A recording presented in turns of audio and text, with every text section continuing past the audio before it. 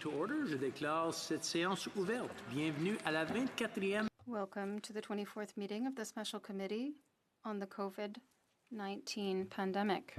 A reminder to all members that in order to avoid issues of sound, members participating in person should not also be connected to the video conference. Pour ceux qui participent par vidéoconférence. A reminder to all members, for those joining via video conference, that you should be speaking on the same channel as the language that you are speaking. Usual, please direct your remarks through the chair. And I emphasize as usual, please. Now, I understand that we do have a ministerial, no, we don't have any ministerial announcements today. And we'll proceed to presenting, oh, do we have a, I'm sorry, there we are, yes. We do have a tabling of documents. Nous allons maintenant procéder. We will now proceed to the tabling of documents. Honorable Ministre. The Honorable Minister. Allez-y. Yes, Mr. Chair, pursuant to 32.2 of the standing orders, I have the honor to table in both official languages the annual 2019-2020 report of the Ombudsman's Office entitled Transforming Through Change. Thank you, Mr. Chair. Thank you. Maintenant, procéder à la présentation de pétitions. We will now move to presenting petitions. Remind members that any petition presented during a meeting of the Special Committee must have already been certified by the Clerk of Petitions. Pour les députés qui participent. For members participating in person, we ask that they please come and drop the signed certificate off at the table once the petition is presented. Another reminder that I would also like to make is to remind members to be as specific as possible. Members to be as concise as possible, especially today as we have a large number and we only have 15 minutes to get through and we don't want to cut anyone off. We'll start off today with Ms. Fry. Ms. Fry. Thank you, Mr. Speaker. I want to present a petition that's been signed by 4,147 persons, and it reads, "We, the undersigned citizens of Canada, call upon the House of Commons in Parliament assembled to use our tax dollars to foster a more pluralistic Canadian news media by providing subsidies only to Canadian-owned publications, as a free and diverse press is essential to a healthy democracy." The petition references 5 separate reports that have been made, one by a Royal Commission and the others by Senate and House of Commons parliamentary committees. Thank you, Mr. Speaker. We'll now go on to Mr. Genuis. Mr. Genuis. Well, thank you, Mr. Chair. I have 2 petitions to present today. The first is with respect to Bill S-204, a bill in the Senate that would make it a criminal offense for a person to go abroad and receive an organ without consent. Petitioners are supportive of that bill and hope we will be able to get it passed in this Parliament. The second petition deals with the issue of firearms in Canada. Petitioners highlight the fact that virtually all gun crime, including the recent terrible shooting in Nova Scotia, involves illegal firearms used by those who are not eligible to possess them. Petitioners call on the government, therefore, to take strong action on the issue of illegal firearms and at the same time not to be targeting law-abiding citizens with additional red tape and confiscations which are not at all addressed to the real problems of gun crime that we face. Petitioners also ask that the government ensure that future changes to firearms policy be made through Parliament, through the people's elected representatives, and not by the government acting unilaterally outside of Parliament. This in order to ensure proper oversight and accountability. Thank you. Go to Ms. May. Ms. May. Mr. Chair, I rise to present 2 petitions today. The first deals with the issue of oil tankers on the west coast of Canada. Petitioners call on the government to establish a permanent ban on the entire west coast to protect British Columbia's fisheries, tourism, and coastal communities. The second petition, Mr. Speaker, which is somewhat dated, obviously, urges the Government of Canada not to buy the Trans Mountain Pipeline, which is described as a pipeline that is old and likely to leak, as it just did. Thank you, Mr. Speaker. Monsieur Boulris. Mr. Boulris. Thank you, Mr. Chair. I have two petitions to table. The first signed by more than 1,000 individuals who say that artists, artisan, and technicians are at the heart of our cultural industries. These are jobs that are already precarious but hard hit by the pandemic. They are hoping for financial support. The guaranteed income in Finland, for example, shows that this can work, and we hope that this will be provided to Quebecers and Canadians. My second petition is one signed by more than 2,800 individuals. A number of asylum seekers have signed up to work in our long-term care homes, but other parts of the healthcare system. These 2,800 individuals are asking that the asylum seekers' status be corrected in recognition of all the work that they have done to help our seniors and those who are patients and sick so that they can stay and live in Canada and Quebec. Thank you. Erskine Smith. Mr. Erskine Smith. Thanks, Mr. Speaker. Through e-petition 2410, thousands of Canadians have drawn attention to the cruelty of the transport of horses for slaughter and human consumption. The petitioners draw attention to and videos that show the cruelty of these beautiful and intelligent creatures in crates that are not designed for the size, 10 to 13 hours of transport with no access to food and water, in violation of our laws, in violation of the rules of the International Air Transport Association, and they call on the government to halt air shipments of horses exported for human consumption due to the ongoing violation of Canadian and IATA regs. Thanks to Shelley Granger and to Jan Arden and to all the Canadians who supported this petition. I'll go to Mr. Viss. Mr. Viss. Mr. Chair, constituents in my riding of Mission, Matsqui-Fraser Canyon call on the federal government to address the infrastructure deficit constricting traffic on Trans-Canada Highway in the Lower Mainland. They highlight the impacts of this very real strain on commuters and our economy. And in fact, on my way to the airport to get here, despite COVID-19 reducing traffic volumes, I still hit a bottleneck at the Mount Lehman interchange. Petitioners call on the government to commit to the expansion of the Trans-Canada Highway through Abbotsford and beyond. Thank you. We'll now go to Ms. Wagenthal. Ms. Wagenthal. Thank you, Chair. I am presenting 3 petitions today and have been asked by those who have signed these to make it clear that their expectation was that it would be presented to the House of Parliament, not to a committee, and through the Speaker of the House, not a chair. So in that regard, I am very disappointed that our private members' bills are being impacted by the hijacking of our Parliament. They've indicated that sex selection abortion is legal, as Canada has no legal restrictions on abortion. Sex-selective abortion is antithetical to our commitment to equality between men and women. A 2019 DART and Maru Blue poll conducted for the National Post shows that 84% of Canadians believe it should be illegal to have an abortion if the family does not want the child to be a certain sex.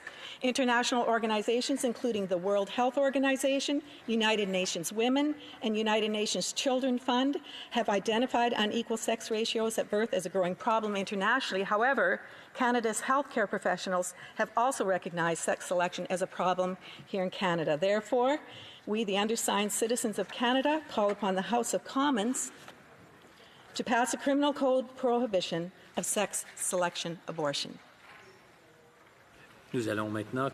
We will now continue with Mr. Bergeron. Mr. Bergeron.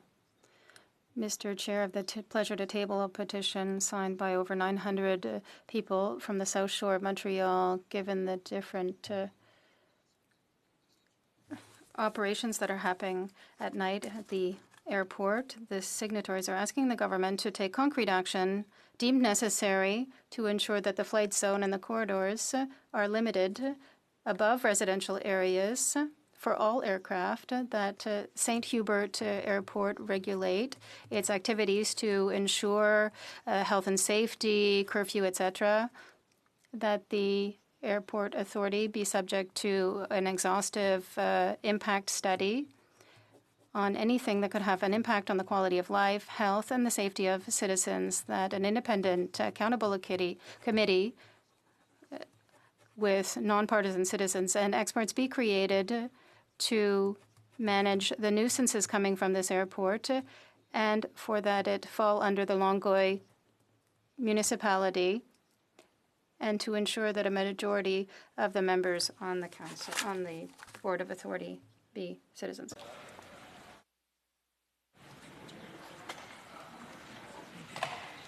Mr. Manley? Oh, yeah. Thank you, Mr. Speaker. I couldn't hear you. It's a pleasure today and an honor to present a petition for the constituents of Nanaimo Ladysmith, and this one's in relation to the southern and northern resident killer whales, which have been declared a threatened and endangered species under Canada's Species at Risk Act. And the petitions are asking Parliament to strengthen the killer whale recovery plan required under the Species at Risk Act and administered by Parks Canada by legally requiring a reduction in underwater noise from commercial, recreational, and transport vessels, limiting the amount of tanker and freighter traffic in the Salish Sea east and south of Vancouver Island, placing a moratorium on Chinook, herring, sport, commercial, and native fisheries until stocks rebuild, and legally requiring electronic chip identifiers in and mandatory recovery of lost fishing gear drifting in the ocean. Thank you. We'll now go on to Mr. Johns. Mr. Johns. Mr. Speaker, it's an honor to table a petition, e-petition 2342, which was supported by 5,878 petitioners. They cite that the Department of Fisheries and Oceans has announced that Pacific herring population dropped by nearly a third between 2016 and 2019. The unexpected drop in the herring population has resulted in unexpected overfishing of existing stock. Pacific herring is the basis of the food web that supports salmon, killer and humpback whales, cod and halibut, seabirds, and independent species on the Pacific coast. They cite that First Nations have constitutionally protected rights to herring, which are important food source and integral part of the First Nations cultures. They call upon the government to suspend the 2020 fishery, which is passed, Mr. Speaker, to fairly compensate fishers for any economic losses. So they're looking to the future and ensure that decisions are made with full participation of First Nations and local communities, which hasn't happened, Mr. Speaker. Thank you. Presenting petitions. Présentation de pétitions. Seeing none, we will now proceed to statements by members. We'll start off with Mr. Lamoureux. Mr. Lamoureux. Yes. Thank you, Mr. Speaker. June 21 is National Indigenous Peoples Day. Think about the many wonderful contributions to who we are today as a nation, from First Nations, Inuit, the Métis Nation. They all have their own distinct heritage and language and cultural practices, Mr. Speaker. Canada's diversity is, in fact, our strength. In cooperation with Indigenous organizations, the Government of Canada chose June 21 back in 1996 in working with the many different stakeholders. On June 21, join me and others from across all over Canada in recognizing the many contributions that First Nations, Inuit, and the Métis Nation have made to the very fabric of our society. Truth and reconciliation is important to me, as I know it is for all members of this House. And I believe June 21 helps us all have a better understanding of what truth and reconciliation is all about, and would ask all Canadians to participate in activities on June 21. Thank you, Mr. Speaker. Finally. This is a very special time of year for many students in my Regina Luluvan riding and across Canada. To all who are graduating high school, convocating university, completing your trade certificate, celebrating the end of grade 8, and yes, even to our little kindergarten graduates, congratulations. These milestones are something to be celebrated, even though most conventional ceremonies are not currently possible due to limitations on gatherings. This year's graduates need to and should be recognized. They have been through a lot over the past 3 months. I want to take this opportunity here today to acknowledge both their accomplishments and their sacrifices. The class of 2020 is just one of many groups in this country who have put their own desires to the side so that we can follow through on our mission to end the spread of COVID-19. The selflessness, maturity, and leadership shown, especially by our grade 12 grads, has been short of nothing but admirable. Congratulations to all class of 2020 graduates. We are very excited to see what the future holds for you all. Hear, hear. Mr. Erskine Smith. Mr. Speaker, widespread mask use will dramatically reduce the spread of COVID-19. To quote the CEO of our local Michael Garron Hospital, Sarah Downey, we hope to put a mask on everyone in East Toronto. Now, we're lucky in the East End to have Michael Guerin's team. They opened one of Ontario's first COVID assessment centres. They delivered a mobile assessment centre into Crescent Town to hunt the virus down. And they have led a community campaign putting an army of sewists to work, making thousands of cloth masks. It's a credit to Michael Guerin's leadership and an even bigger credit to every single person who has sewn a mask for the campaign. My local constituency office is helping to distribute these masks, but I want to highlight the Beaches Lions in their 85th year, and particularly Lion Nick Tranos, who has delivered thousands of masks himself. We all have a role to play to do our part to tackle this health crisis, whether we're in line at the grocery store, riding public transit, anytime we're out in public and might be near someone else, we all need to wear a mask. If you live in Beaches, East York, we'll mail you a cloth mask for free through our website at beynate.ca. We will now continue with Ms. Berube. Ms. Berube. I am pleased to be the voice of Edith Cloutier, who is the director of the Val d'Or Indigenous Friendship Center. Many regions. The Anishinaabe heritage is something that brings pride to everybody. Like every year, the Val d'Or Indigenous Friendship Center is celebrating National Indigenous Peoples Day. Inaudible for the interpreter. In Quebec, this movement is celebrating 50 years of friendships. 13 centers are at the heart of social change, bringing people together, working to share a wealth of cultures so close and yet so unknown. These friendship centers represent thousands of members of First Nations who bring life to the cities and invite others to share knowledge and traditions. And these people come around social, cultural, and community ideals, encouraged by strong ties and determined to create a fair, more inclusive, and equal society for all. Happy National Indigenous Peoples Day on June 21st. Monsieur le Président, je ne sais pas si c'est moi, mais la vidéo de Mme Bérubé a coupé à quelques reprises.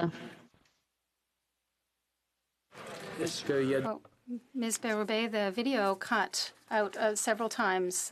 Were there other people who had trouble seeing Ms. Berube's video? It did cut a little bit. Okay. On va continuer. We will continue and perhaps we'll come back. Thank you. Alors, on va continuer avec We will continue with Mr. Zuberi. Mr. Zuberi.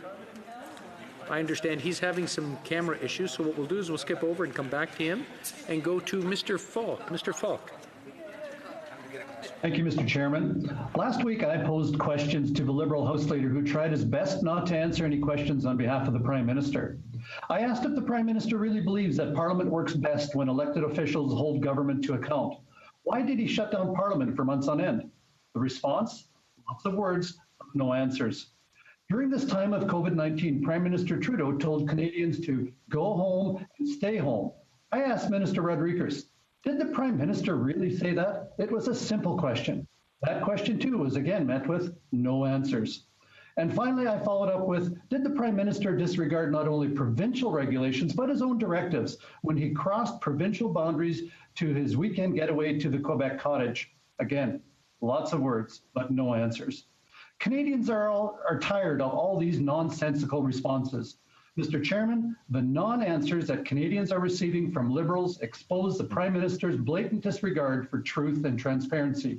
It's no wonder that Justin Trudeau and the Liberal government won't let Parliament sit. We will now continue with Mr. Robillard. Mr. Robillard. Mr. Chair, these exceptional circumstances that we are currently experiencing are difficult for all of us.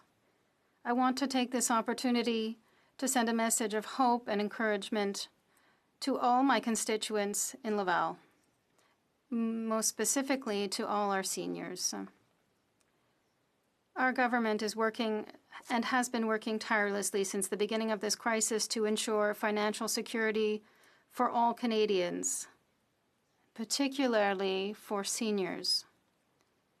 Last week, our Prime Minister announced non-taxable financial assistance of up to $500 paid to all seniors the week of July 6th. This measure is one of many measures that have been announced to support them. Do not lose hope. Stay strong. We are here for all of you. Thank you, Mr. Chair. Monsieur Zuberi. Mr. Zuberi. Monsieur Zuberi? Mr. Zuberi? You are muted, sir. Okay. Mr. Speaker, I'd like to recognize Ms. Terry Aiken, who recently retired as a program coordinator at Volunteer West Island, a nonprofit organization that recruits, trains, and refers volunteers to give back to the community. Over the past decade, Ms. Aiken has coordinated volunteers and programs to help prevent social isolation among seniors and help maintain their autonomy. Thanks to Ms. Aiken, my office, as well as those of previous members of Parliament within Pierrefonds Dollard, has been able to serve low-income households through an annual income tax return. Our tax clinic lets people file taxes at no cost. Barbara, a senior citizen, is one of those who accessed our service. In Barbara's words, I worked all my life as a single mom, raising 2 children, but in retirement, my income is modest. I'm really grateful to people like Terry who give back. Despite offices being closed because of COVID-19, Ms. Aiken and my staff work to continue to maintain our tax clinic. On behalf of the constituents of Pierrefonds Dollard, I want to extend my warmest congratulations to Ms. Aiken for her years of service and to Barbara that make our work meaningful. Thank you. Mr. McKinnon. Thank you, Mr. Chair. Today, I highlight local residents Carly Travers Barungi and Robert Barungi for their efforts spanning over a decade in creating and operating a school, Abatavu, in Uganda, funded by donations from fellow Canadians. Through Abatavu, they care for hundreds of vulnerable children and work to raise the larger community out of poverty. They also share their passion for helping others right here in Coquitlam, Port Coquitlam. In the past year, however, while giving their time in free soccer clinics to our local kids, they were confronted with drive-by racial slurs. I celebrate Carly and Robert for their courage in facing down this offensive behavior, and I appreciate the local leaders and the broader community stepped up to denounce these hateful acts as well. This is a daily reality for far too many Canadians, however. Racism and systemic discrimination continue to exist in our society. We must all step up as allies. Thank you, Robert and Carly, for your commitment to the well-being of our community and to our fellow humans. Thank you, Mr. Chair. Monsieur Berthold. Mr. Berthold. Mr. Chair, I want to say something to all young people. We haven't forgotten you. The pandemic has cost you dearly in terms of friendship, experience, relationships, homeschool, canceled athletic activities, no gathering, no prom, no after-prom party. Celebrating becoming an adult in your parents' backyard is not very cool. While we adults talk about pandemic, CERB, opening up the deficit, the economic recovery, you're developing your talents on Instagram and YouTube and following influencers, and virtual meetings are the new norm. You remember the last time your parents told you to put your phones away and told you had no life because you were constantly on the computer? Maybe it was way back in March before this virus came. My grandparents' generation lived through the Second World War. My parents' generation lived through the post-war recovery. My generation didn't really have those kinds of difficulties, but you will be the young people of the COVID-19 pandemic. You're the future of this country. I have confidence in your ability to rise above these challenges. The future is technological, digital, and global. You are the best at this. With you, Canada will be in good hands. Monsieur Iacono. Mr. Iacono. Monsieur le Président, durant la... Mr. Speaker, during the pandemic, my riding of Alfred Perlin has shown solidarity and has mobilized. We have seen many miracles done by our generous donors for Meals on Wheels. There are companies like Pirates de Laval, Au Blanc d'Œuf, Pâtisserie Saint-Martin Bakery, Vimont Bakery, and Décor Céramique, which have provided food and treats for essential workers, or George Corey or LA Sports that provided personal protective equipment to our guardian angels in our long-term care homes. The list is long, and I cannot name them all, but I know that you were there and are there, and I want to say to you, thank you for what you are doing. Thank you for getting involved, and thank you above all for making a difference. Mr. Elvis. Mr. Chair, I never ever thought I would be doing a member's statement about my friend Neil Jameson, in large part because Neil would have been the very first person to blast me for having the idea. Now, Neil was very candid that way. You see, Neil was not the type to seek credit or attention.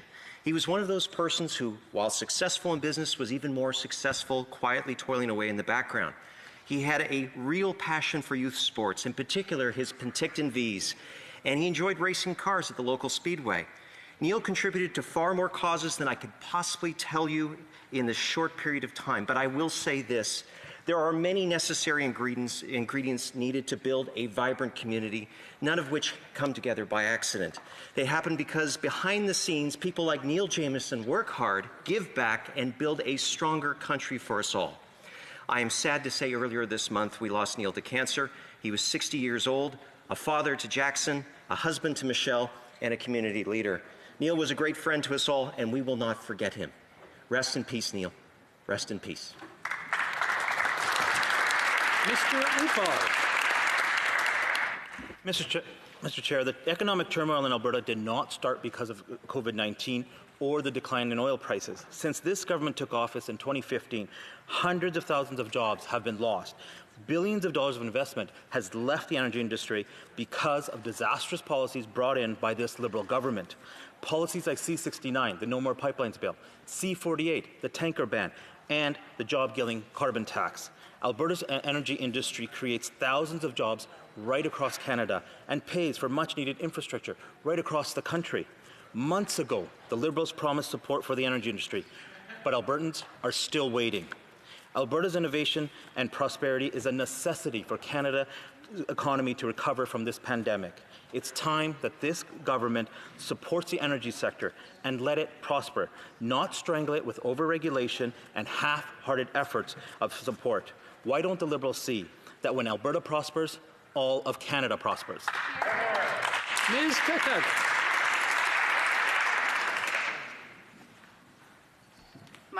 Mr. Speaker, before I really launch in, I just want to say how difficult it is sometimes to stand here as an Indigenous woman, not only in a system that wasn't built for me, but a system that was meant to eliminate us as Indigenous peoples. In Nunavut, we know the rate of suicide is 9 times that of the rest of Canada. 7 out of 10 children go to school hungry.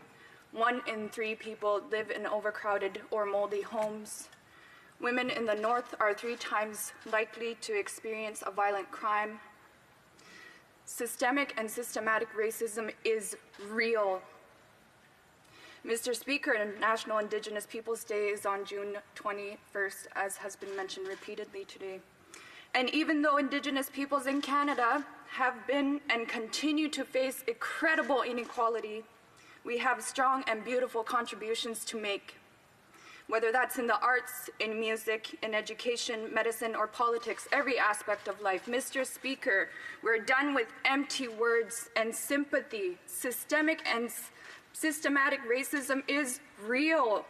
We need the federal government to put their money where their mouth is and provide action. Inuyunga, I am Inuk. I am part of a resilient people and proud to be.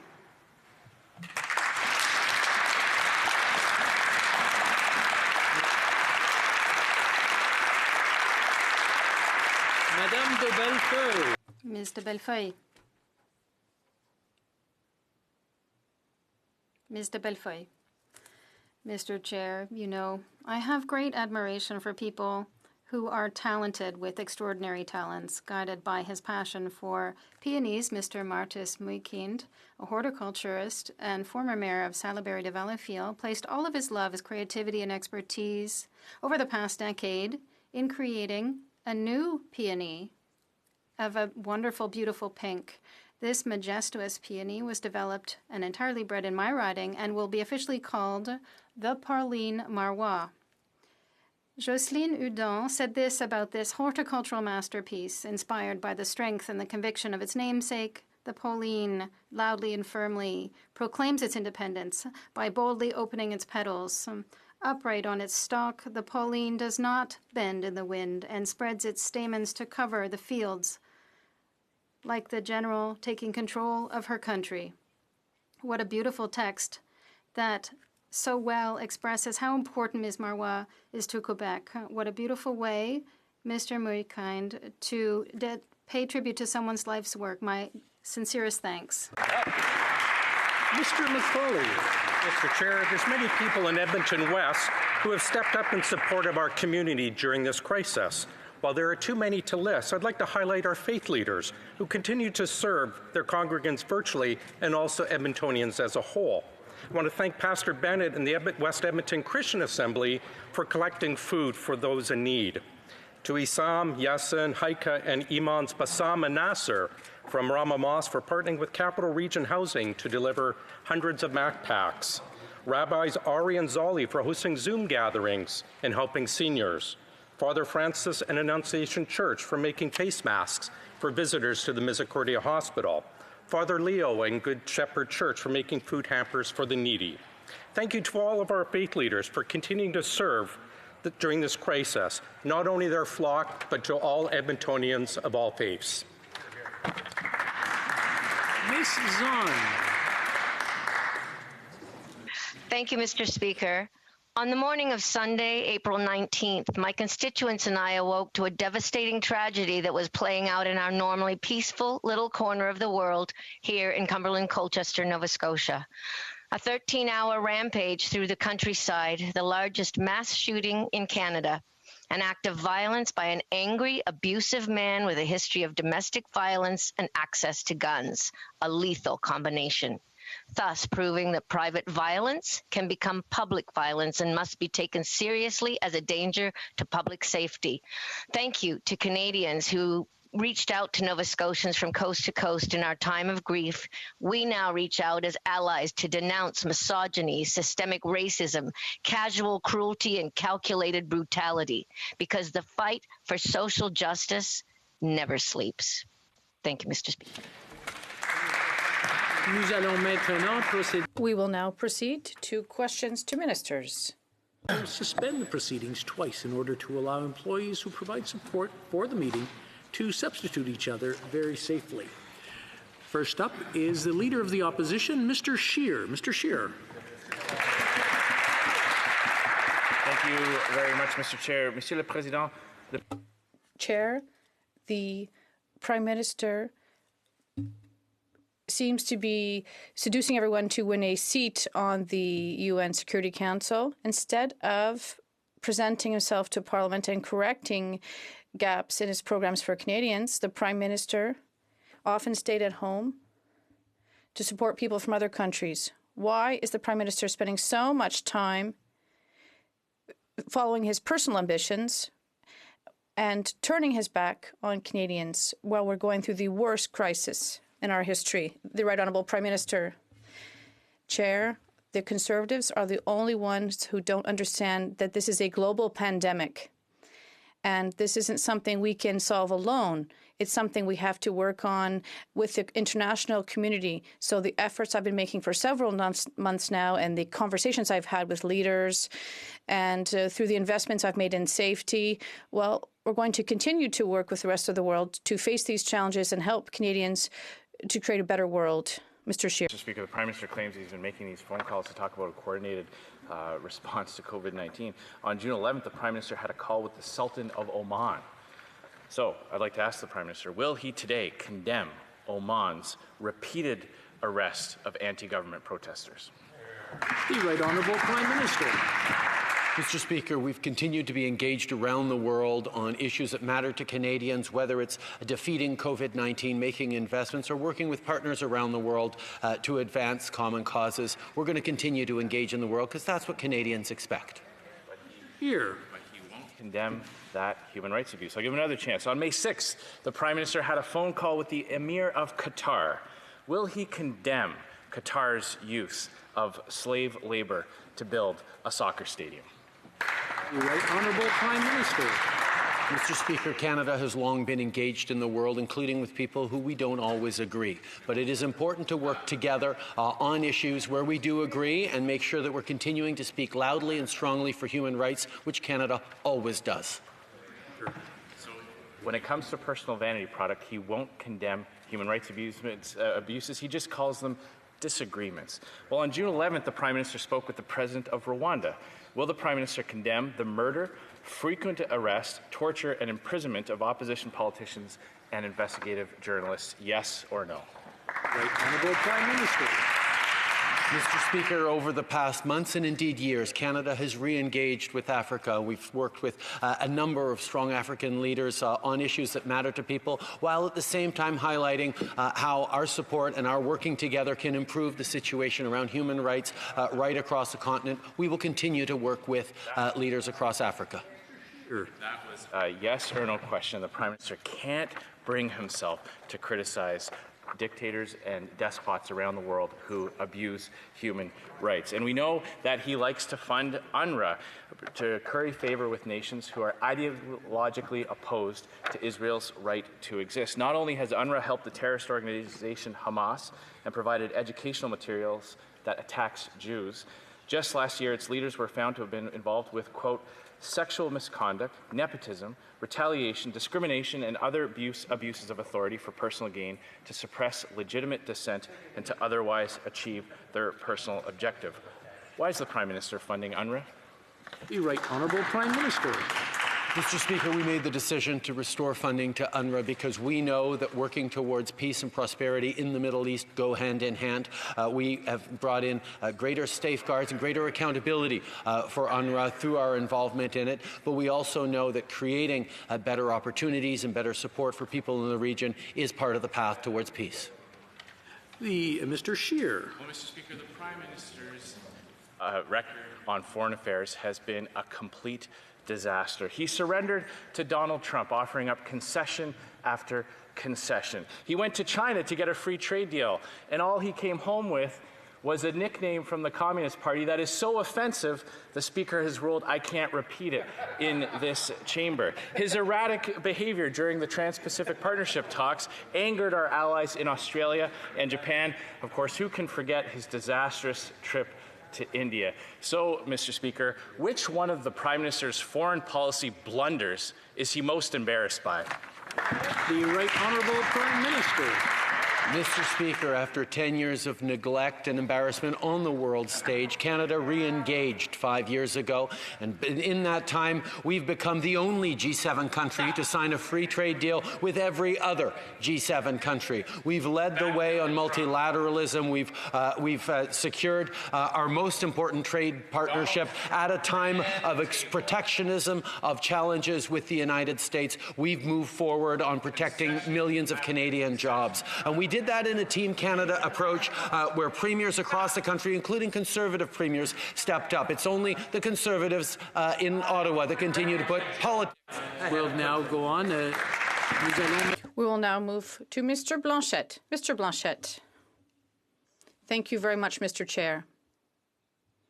The Prime Minister made a buddy and he seems to be granting credits, and this sends a message. It tells how the government has been working for a certain time. In terms of the recent past, I have some questions. For example, while the Prime Minister pretends to be talking to the other premiers in Quebec and the provinces every Thursday, and everything seems to be going well, premiers are saying that in terms of health transfers, things aren't going well. The Prime Minister is refusing to increase health transfers. His current attitude, well, what is it telling Quebec about health care transfers? The Right Honourable Prime Minister. I'd like to thank the Leader of the Bloc for working with us on many initiatives here in this House to help Quebecers and all Canadians. Over the past 3 months, we passed 4 bills with the support of various partners in this House, including the Bloc, to deliver results for our seniors, for our young people, for Canadians. We're going to continue to work. It doesn't mean we'll always agree on everything. Of course, it's a parliament here, but we are going to continue to work together, and I'd like to thank him for his cooperation. Mr. Blanchet. Is he joking? There was nothing that had to do with my question. He kind of smiled. It's funny, they don't really answer your question. At the beginning of this crisis, he transferred $500 million to provinces, and the premiers also spoke together and wanted to talk about health transfers. He should be considering another $500 million to transfer for health care transfers. What message does this send Quebec? As my honourable colleague is suggesting, well, we are talking with the provinces about additional healthcare transfers. We want to restart the economy safely. It is a priority for us all across the country, and that is why our proposal of $14 billion includes health transfers that will help healthcare in the provinces, and we're going to continue to work hand in hand with premiers. Mr. Blanchette, during a pandemic, this is somewhat lackluster. The provinces aren't saying the same thing as him. This $14 billion has been denounced by the various provinces and the Quebec because there's a systematic approach to encroach on provincial jurisdiction, including that of Quebec. They're saying they're going to defend the interests of Canadians. But is that the message he's sending? Is he defending the interest of Canadians by stepping on provincial jurisdiction? The Right Honourable Prime Minister. Chair, all levels of government agree that we have to do everything we can to protect Canadians throughout this pandemic, to restart our economy safely across the country. We are proposing to help provinces with important measures for early child care centres, and so allow people to go back to work, and with help for personal protective equipment and help for municipalities. This involves all levels of government. We have to ensure the safety of Canadians, and that is why we're working with the provinces and territories on this. Mr. Blanchette. He's not working with the provinces and territories. He just says this here. The provinces and territories aren't saying he's doing that. The Prime Minister says, listen, I have a legacy. I want to step on your jurisdiction by using federal funds, which comes from the provinces. There's no agreement. There's been no accord signed. This is clear interference. When we've told the federal government, here is a series of proposals that shows a spirit of cooperation. It says what Quebec is asking for its province. And they shut the door on us, and they thought that we would just vote with them. Is that the Prime Minister's meaning of cooperation? Is that the message he's sending Quebec and Quebecers? The Right Honourable Prime Minister. Mr. Chair, we understand completely that for political reasons and ideological reasons, the Bloc always wants to show that the relationship between the federal government and the provinces isn't working, notably that of Quebec. But our conversations are continuing with the provinces, including Quebec. Positive discussions are underway, and we're working together to ensure the health and safety of all Canadians. And that's exactly what we are doing. We won't always agree, of course, but we are having tangible conversations which will help Canadians by implementing measures to restart our economy safely. We'll now move on to Mr. Singh. Mr. Speaker,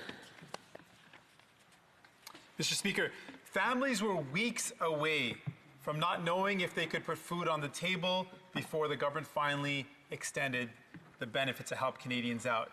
Now, this should never have happened. Families should never have been worried about where they were going to get support weeks away from their support running out. What is the plan for August for families that may not be able to go back to work? The Right Honourable Prime Minister. Mr. Speaker, I agree with the Honourable Leader of the NDP. This should never have happened. We do not want to be finding ourselves in the midst of a global pandemic, and yet we are. And every step of the way, as a government, we have been responding to be there for Canadians, to help them, modifying, adjusting, expanding, and extending, in this case, the Canada Emergency Response Benefit for an additional 8 weeks to make sure that Canadians are supported through this difficult time.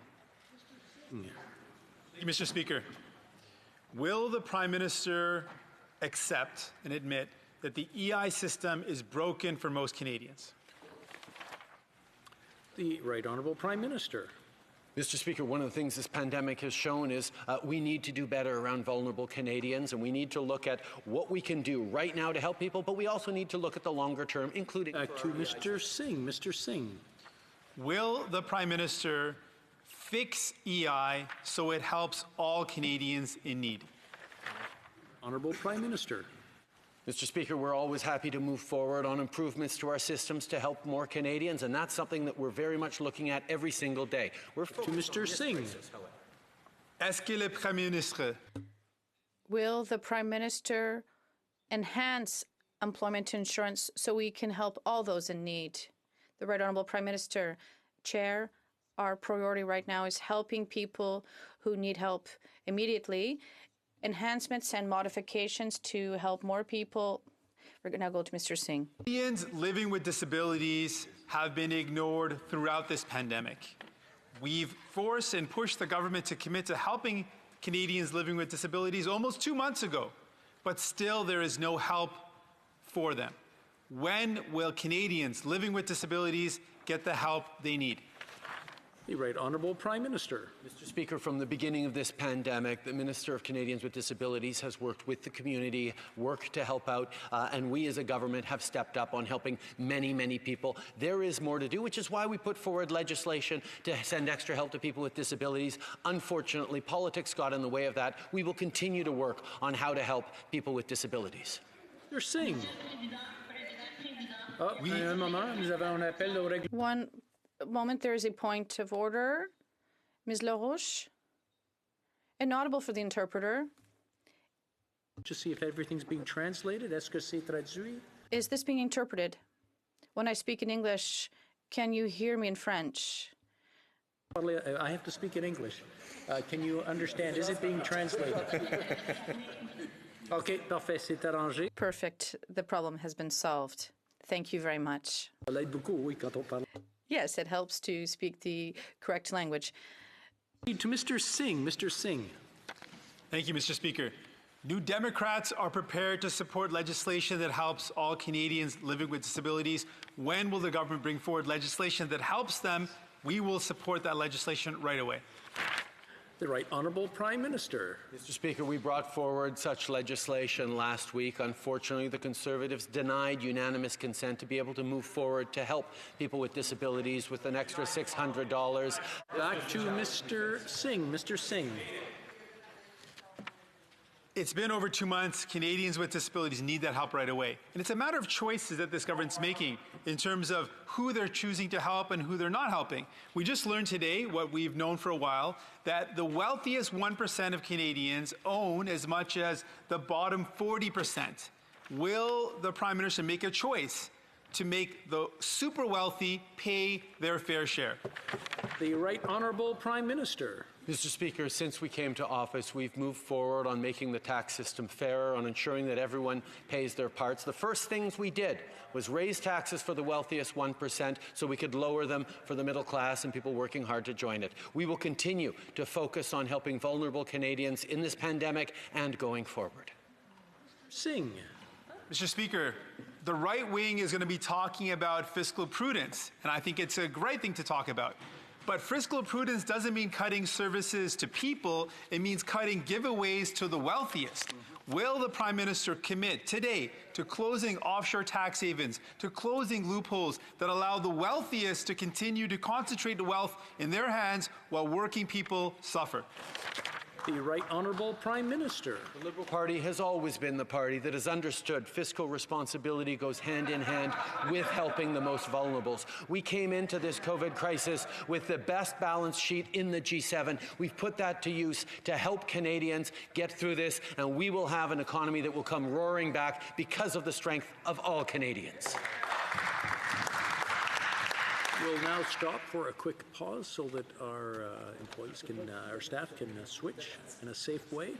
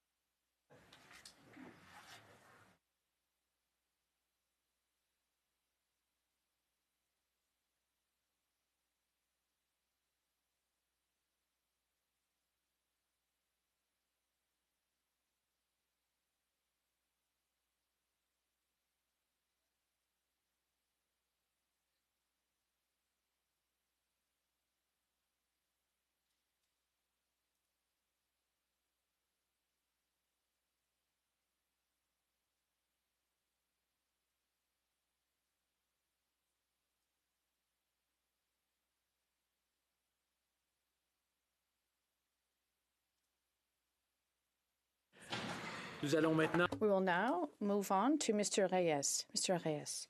Mr. Chair, for weeks now, the Conservatives have been asking for an economic update. The PBO, Yves Giroux, has been asking for one because clearly the information that the Prime Minister is sharing with us every day is incomplete.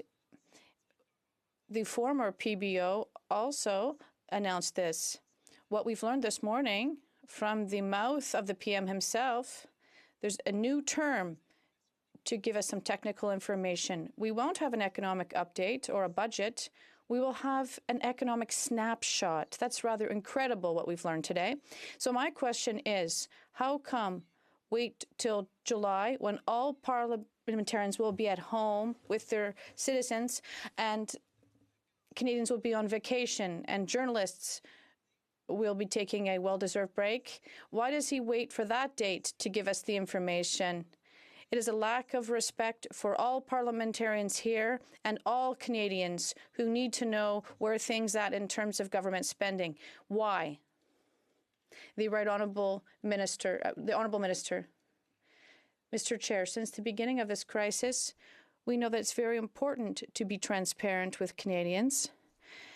Every day, we provided information about our investments to protect Canadians, protect companies. That continues to be our approach. We have to look at the information we have and the situation. So our approach is to reassure Canadians with an economic snapshot of our economic situation right now. And this way, on, 8th of July will be a good day.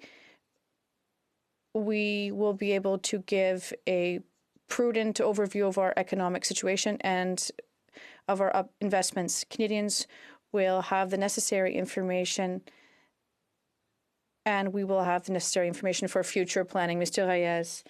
Mr. Chair, I'm not lying. I'll quote the Prime Minister himself, who said this week that an economic update is quite simply an inventive exercise, one that's imaginative. The Prime Minister himself doesn't think investments, deficits are important, that the budget will solve himself. And the Minister is from the financial sector. How can he put up with this? This is incomprehensible.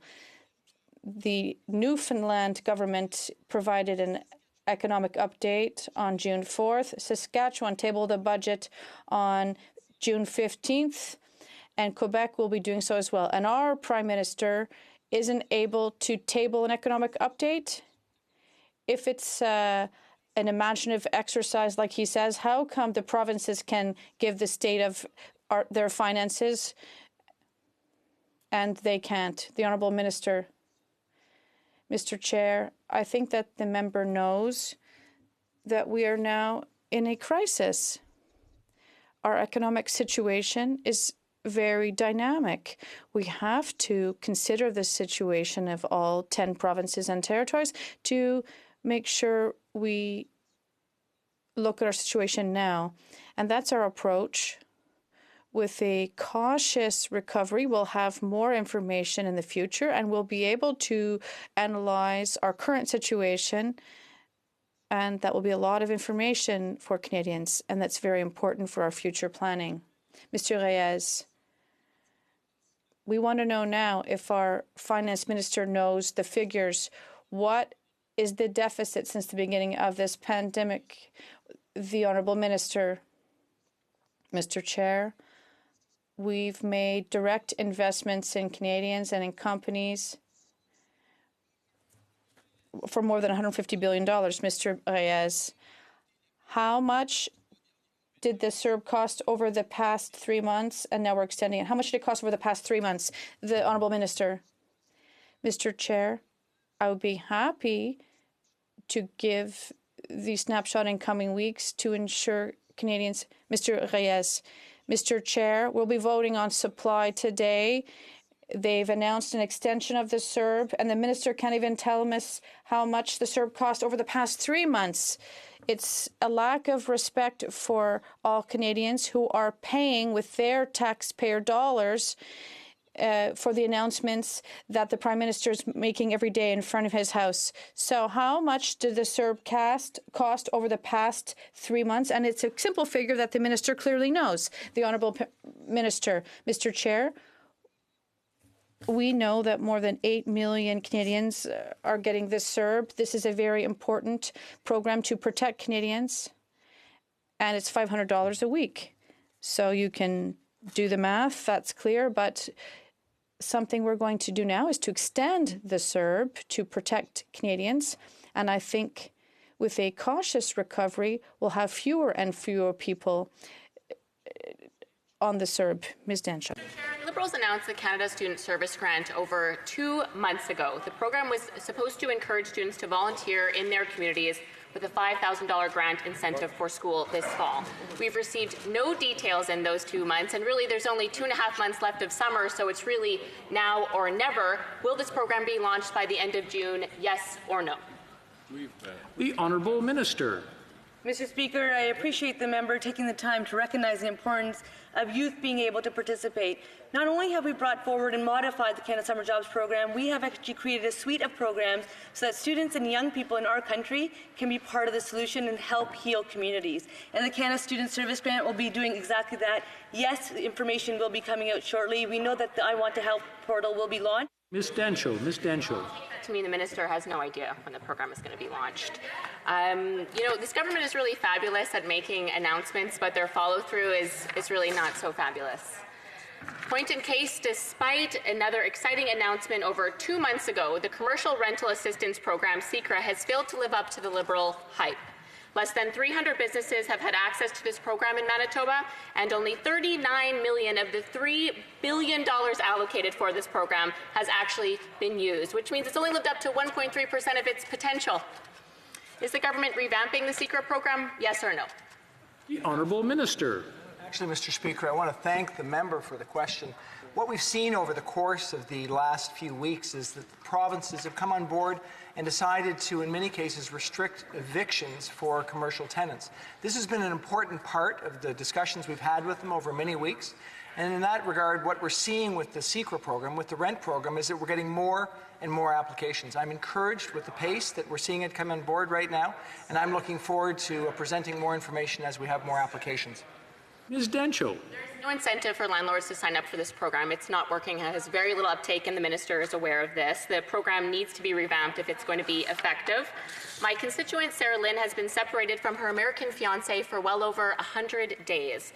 Their wedding was scheduled for the end of March and unfortunately was cancelled because of the border closures. Last week, this Liberal government yet again made an announcement that got everybody's hopes up, that it would be allowing families to reunite despite the U.S. border closures. However, long-term partners and couples engaged to be married were unceremoniously left out. Will this government allow American-Canadian couples to be reunited, yes or no? Honourable Minister. Thank the member for the question. And this has been a challenging issue as we have made every effort to restrict non-essential travel across our borders in the interest of protecting the health and safety of Canadians.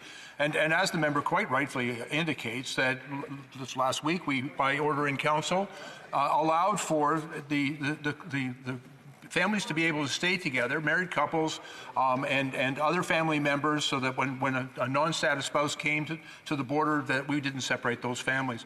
Mr. Speaker, we're working tirelessly, and if the member has a specific example and wishes to reach out to my office, we'll do what we can to help. Ms. Dancho. Winnipeg, and in fact, constituents of Liberal members in Winnipeg have reached out to me because they've received no response from the Liberal members of Parliament.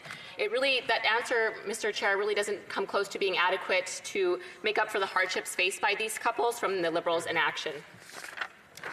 I just find it really disappointing, and although not really surprising, that much of this Liberal government's action over the course of the pandemic has been a lot of substance, over style, gestures, over concrete actions. They're spending money like it grows on trees, and yet the Liberal finance minister seems completely incapable of doing his job and telling the truth to Canadians about the country's finances. To make matters worse, they've shut down Parliament for the summer during the worst crisis in living memory.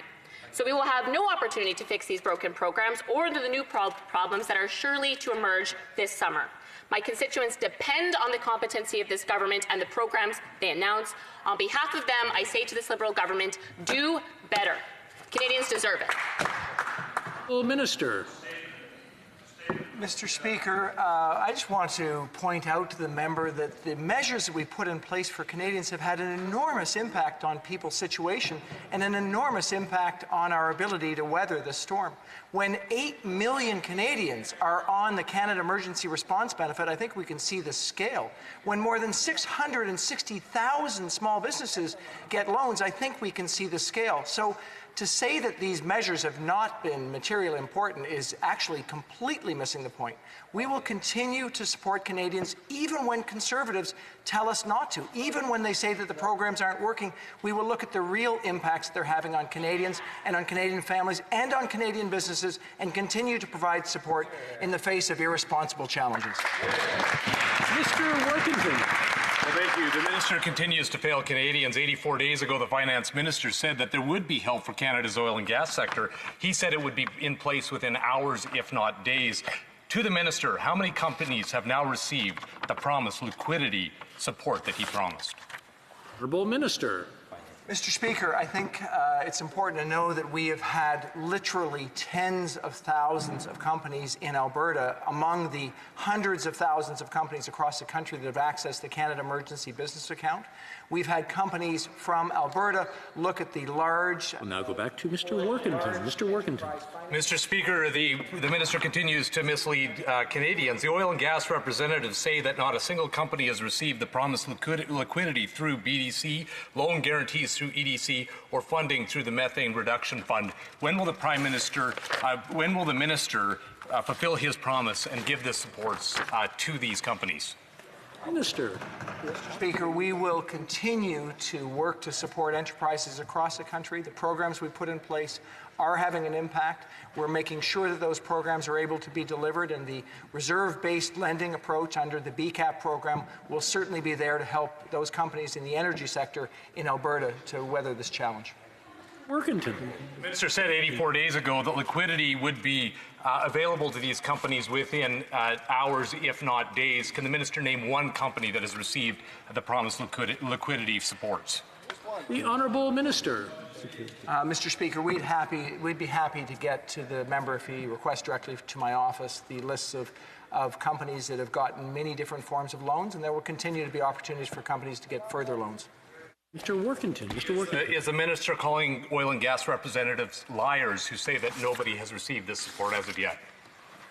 The Honourable Minister. Speaker, of course, there are companies that are working through the program. Of course, the BDC and the EDC are working to make sure their programs are available as broadly as possible. And we will continue. Mr. Workington. Mr. Speaker, Todd Brown, CEO of Sequence Energy Limited, summed up the frustration of many in the energy sector when he said, "I feel deceived, like it was fanfare by the federal government to try to provide some window dressing to an industry that I'm not sure that it supports. Capital expenditures continue to be cut by the energy sector. Window dressing won't help. How many jobs does the minister estimate will be lost permanently in the sector due to his inaction?"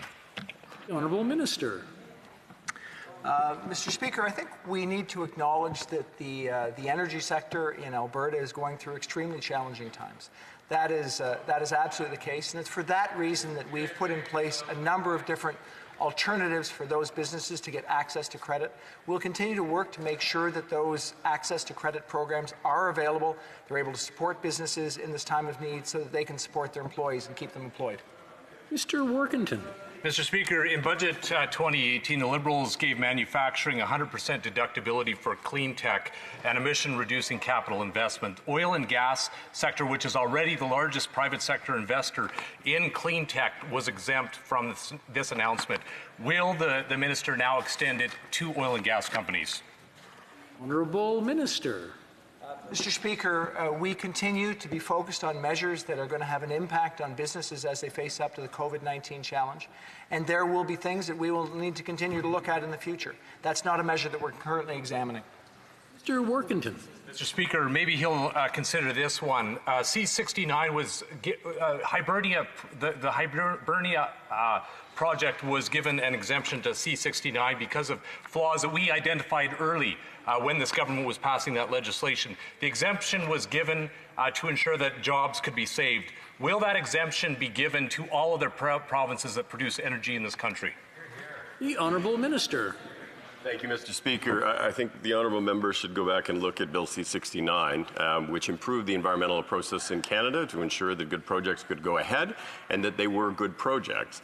There is a provision in there relating to regional assessments, which relates to the offshore in Newfoundland, but it is not an exemption from Bill C-69. Mr. Workington, a brief question, please. The exemption was given to the Hibernia project. Will that be extended to other provinces? The Honourable Minister.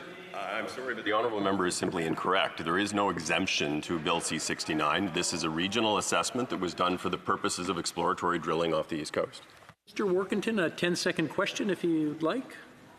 Will that same regional exemption be given to Alberta, Saskatchewan, Manitoba, and British Columbia? The Honourable Minister, a 10-second answer, please. As I say, Mr. Speaker, there is no exemption. It is a specific process, a regional process within Bill C-69, and I'd be more than happy to ensure that the honourable member has access to the information associated with how that works. We'll now go on to Mr. Doherty. Mr. Doherty. Mr. Chair, this question is to Minister Bennett. Minister Bennett, over the last 5 years, I've personally provided you with evidence of growing tensions within my region of non-First Nations and First Nations. I provided you with evidence of harassment and intimidation of residents and tourists, even at gunpoint, yet you still refuse to act. Why? Just want to remind the honourable members to place their questions through the chair, not directly to the Minister. The Honourable Minister. For the honourable member, it is really important that as we move forward on the historic Supreme Court decision on Chilcotin and the path to self-determination for First Nations, Inuit, Métis, coast to coast to coast, that the relationships with the neighbours is extraordinarily important. We know that tensions exist, but we also have great confidence as we move. We'll now go back to Mr. Doherty. Mr. Doherty. Minister, your inaction on this file has sown division in my riding, even between First Nations. It's led to tremendous economic losses for ranches and business owners. Lodge owners, tourism operators, and ranchers can't even get approval to access the roadways to their own operations. These businesses are now worth nothing. Let me read from a recent letter between one First Nation in my riding and a long-standing lodge owner whose business was once valued in the millions of dollars. Quote, "We have an appraisal which provides us with a framework in which to develop a reasonable offer. What that appraisal tells us is that because you do not have legal access to your property, the commercial value of your land interests and business is zero." Minister, does this sound like good faith negotiations to you? Once again, I want to remind the honourable member to place the question through the chair. The Honourable Minister. And through the chair, I want to reiterate to the member that coming to the table and in open mind, open-hearted dialogue is the way that we will get through these issues together, and it is the way forward for Canada. Mr. Doherty. Mr. Chair, the government claims that it does not have control of what a Crown corporation does, even when it goes against the published Buy in Canada policy for shipbuilding and ship repair. Can the minister table with this chamber at his earliest convenience the relevant sections of the Marine Atlantic Act which prohibits him to request this Crown Corporation follow Canadian government policy? Honourable Minister. Mr. Speaker, I will gladly respond to the honourable member by asking the minister to send a response. Thank you very much. Mr. Doherty. Minister, during the COVID crisis, your government was seeking to take control and provide direction to boards of the private companies who took loans. If the minister can do this, why can't the minister direct a Crown Corporation to follow the Buy in Canada policy to create jobs in Canada rather than Eastern Europe? Honourable Minister.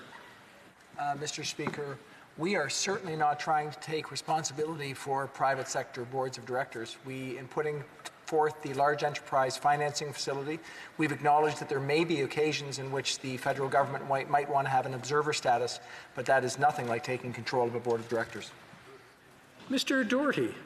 Minister, can the minister table the documents that prohibit the cabinet and the minister from providing direction to the board of Marine Atlantic, given that the minister is proposing $140 million in this year's estimates to the Crown Corporation? The Honourable Minister. Can I do it? Okay. Mr. Speaker, in response to the question from my colleague, Marine Atlantic is a Crown Corporation and makes its own decisions with respect to the acquisition of ferries. Mr. Doherty. China has now alleged pests were found in shipments of Canadian logs. Last year, Chinese Communist Party made similar egregious and unfounded allegations against Canadian canola, ultimately blocking shipments, causing devastating hardship for Canadian producers, still being felt today. Liberal inaction has already decimated our softwood lumber industry, which cannot afford another blow. How does the government plan to address these allegations? Honourable Minister. Mr. Speaker, I want to thank the honourable member for that question. The excellent quality of Canadian forestry products has allowed Canada to build confidence and trust among buyers around the world. The Canadian Food Inspection Agency is committed to protecting Canada's farmers and produce and supporting trade and commerce opportunities. Canada received notification of non-compliance from China related to the discovery of pests in the shipments of hardwood and softwood logs. Mr. Doherty. How many Canadians are currently waiting for airline refunds? The Honourable Minister. Mr. Speaker, we do not have an exact number for the number of people who would like to have refunds. However, we are aware of the fact that many would like to have refunds, and in other circumstances, I would encourage, and I do encourage the airlines to do the best they can to refund them. Mr. Chair, the Canada Emergency Business Account is still being denied to far too many small businesses. Under the new non-deferrable expenses stream, expenses such as the purchase of goods for resale are excluded, once again making many small businesses ineligible. Why? Honourable Minister.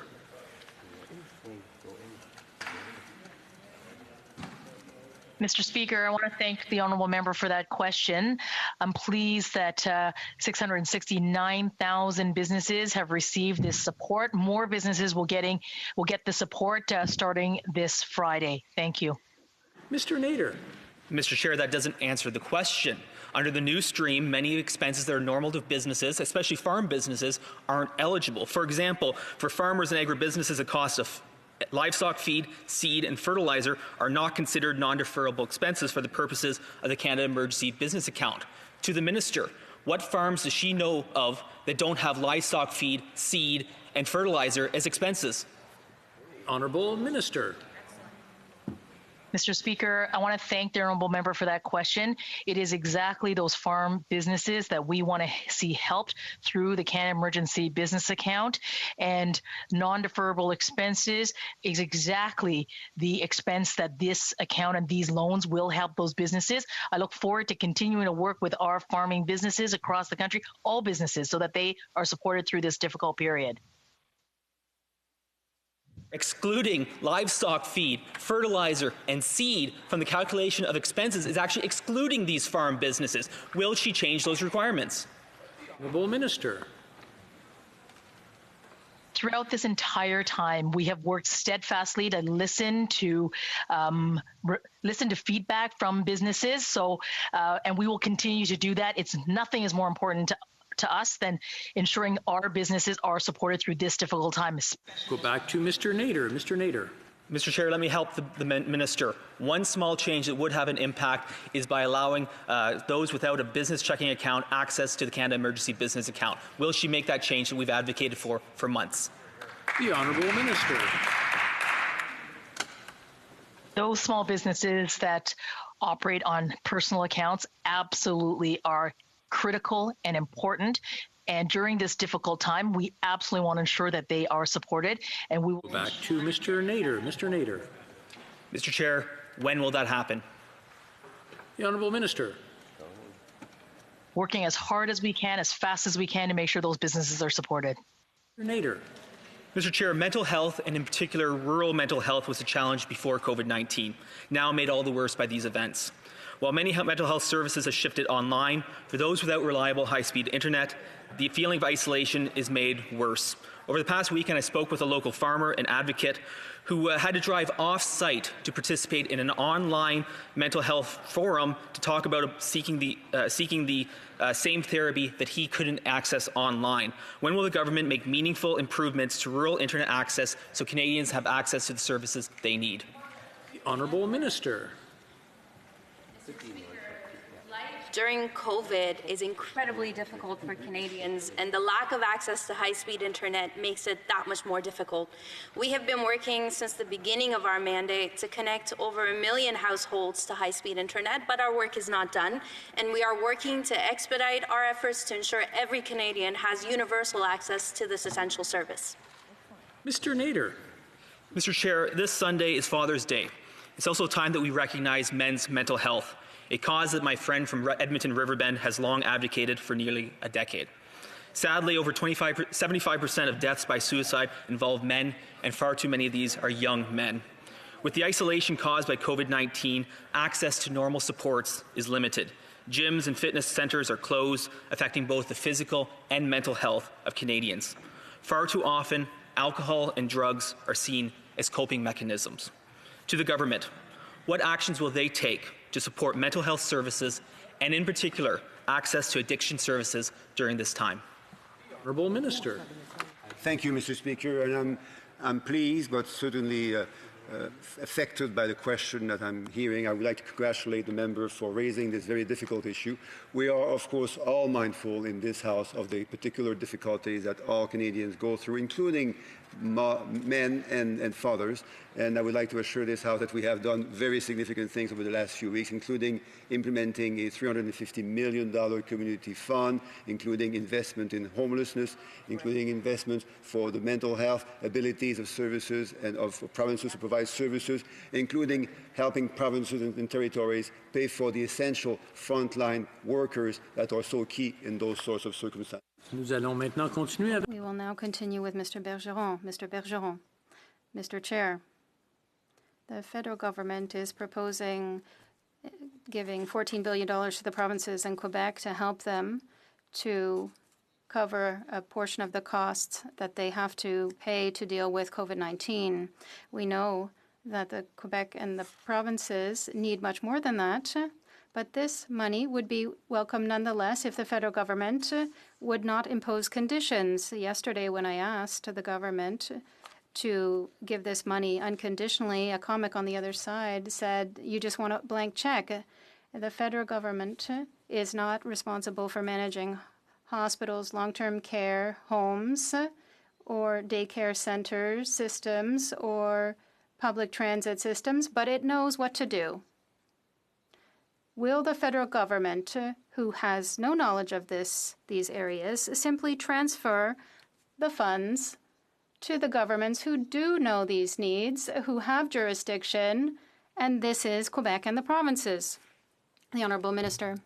Thank you, Mr. Chair, and I want to thank our colleague for submitting this very important question. Since the beginning of the crisis, we have worked very closely and effectively with the provinces, all the provinces, including Quebec, in order to support workers, obviously, but also the communities, the municipalities, with regard to important investments when it comes to personal protective equipment in Quebec, healthcare, obviously, the $500 million that we announced in the beginning, also to provide support to the frontline workers, which is so important in the provision of physical and mental health care. We will continue to do so, Mr. Speaker, because this is an extremely important issue for all Quebecers. Mr. Bergeron. Madam Chair, this government is mixing in areas beyond its jurisdiction. We saw that with regard to the borders issue. The borders were fully open. People were coming in the airport through the airports, and they finally saw wisdom and closed the borders. But it took the city of Montreal to go to the Montreal airport and send people there to ensure that there were some controls. Instead of taking care of Quebec, you should deal with your own business and transfer the money without condition. The Honourable Leader of the Government. Thank you, Madam Chair. Since the beginning, the Government of Canada has taken its responsibilities, be it in terms of the border, cooperation with all of the provinces, including Quebec, and perhaps that is what is bothering the Bloc Québécois, because the Bloc Québécois likes when there is infighting. And if there isn't any, you can invent it. Things are moving forward, Madam Chair. Mr. Bergeron. If they send the money, there wouldn't be a problem. Madam Chair, the federal government who doesn't know anything about the water treatment system can't even provide drinking water to Indigenous communities. Why is it delaying the payment of monies that are necessary for infrastructure projects for drinking water and sewage? The Honourable Leader of the Government, I presume, Madam Chair, that the Bloc Québécois knows a lot about the sewer system and so on. You know, Madam Speaker, the Government of Canada is working every day directly with the Government of Quebec to fund important projects across Quebec, and we will continue to do so. We will always do what is best for all Quebecers. Mr. Bergeron, nice words are nice, but it takes action. The government is responsible under the Constitution for the First Nations. What happened during the rail crisis? For weeks, the government sat on its hands and asking the Quebec government to send police to dismantle the blockades. Instead of meddling in other people's jurisdictions, it should deal with its own and let Quebec deal with the health crisis we're currently facing. The Leader of the Government. Madam Chair, the Bloc Québécois seems to want to play the role of the voice of the Quebec government. I can assure you right away, if there are any concerns, that the government of Quebec plays that role very well. It talks directly to us. It doesn't need the Bloc Québécois to agree with us. There are 24 seconds remaining. Madam Chair, if it didn't need us, it would be resolved. But the problems continue. There is money that is sleeping in federal coffers right now. It should be paid, notably for housing. $1.4 million due to Quebec when it comes to housing. What are you waiting for to pay that money? The Honourable Leader of the Government, a brief answer. Madam Chair, we've been talking with Government of Quebec about housing, about all the issues, and we are moving forward to the great displeasure of the Bloc Québécois. We are there for Quebecers, Madam Chair. Before we continue, I would remind members that they must address their remarks to the Chair. For Ottawa South, Mr. McGuinty. Madam Speaker, I'll be sharing my time with a member for Longueuil-Charles-Lemoine today. Thank you very much, Madam Speaker. My question is regarding the steps the government's currently taking to ensure that families, and especially families with young children, find themselves supported right now and as we go forward into the recovery phase of COVID-19. I was pleased to see the government implement a one-time increase to the Canada Child Benefit by $300 per child. But I have heard from many parents in my own riding that they need additional support. Le gouvernement doit continuer de travailler. The government must continue to support families in the future. We must ensure that parents receive income support and that they can access affordable daycare. It's not just good to help families. These measures are essential for Canada's economic recovery. My question is for the Minister of Family, Children and Social Development. Can the Minister explain to us what the government is doing to support families in these difficult times? The Honourable Minister. Thank you, Madam Chair. Madam Speaker, I'd like to thank the Honourable Member for Ottawa South for his important question and really hard work and advocacy on this really important issue. Our government's message to families right now is very simple. We are here for you. That is why we've taken concrete action to support families and parents throughout the pandemic, COVID-19 pandemic, from the CERB to the one-time increase to the Canada Child Benefit. But we understand that families need more long-term support. That is why I'm proud to announce that our government will be moving forward to increase the Canada Child Benefit once again on July 20th to help families to keep up with the cost of living. We understand that Canada's economic recovery depends on parents with children being supported and being given the option to return to work. So in addition to the increase to the Canada Child Benefit, we are moving forward to our promise and our commitment to provide an additional 250,000 affordable childcare spaces, Madam Speaker. Wow. Madam Speaker, we are committed to being there for parents throughout the COVID-19 pandemic and beyond, so that they can take care of themselves, their children, and their families, Madam Speaker. The Honourable Member for Longueuil-Charles-Lemoine, Ms. Romanado. Ms. Chair, while companies in my riding of Longueuil-Charles-Lemoine are starting to resume operations safely, It's clear that the government's response to deal with COVID-19 has played a very important role in helping them overcome this crisis. It has ensured that citizens in my riding could count on a stable income, even if their workplace was closed or if they lost their job due to COVID-19. The Canada Emergency Wage Subsidy helped employers keep their staff on payroll, even when their revenues had disappeared.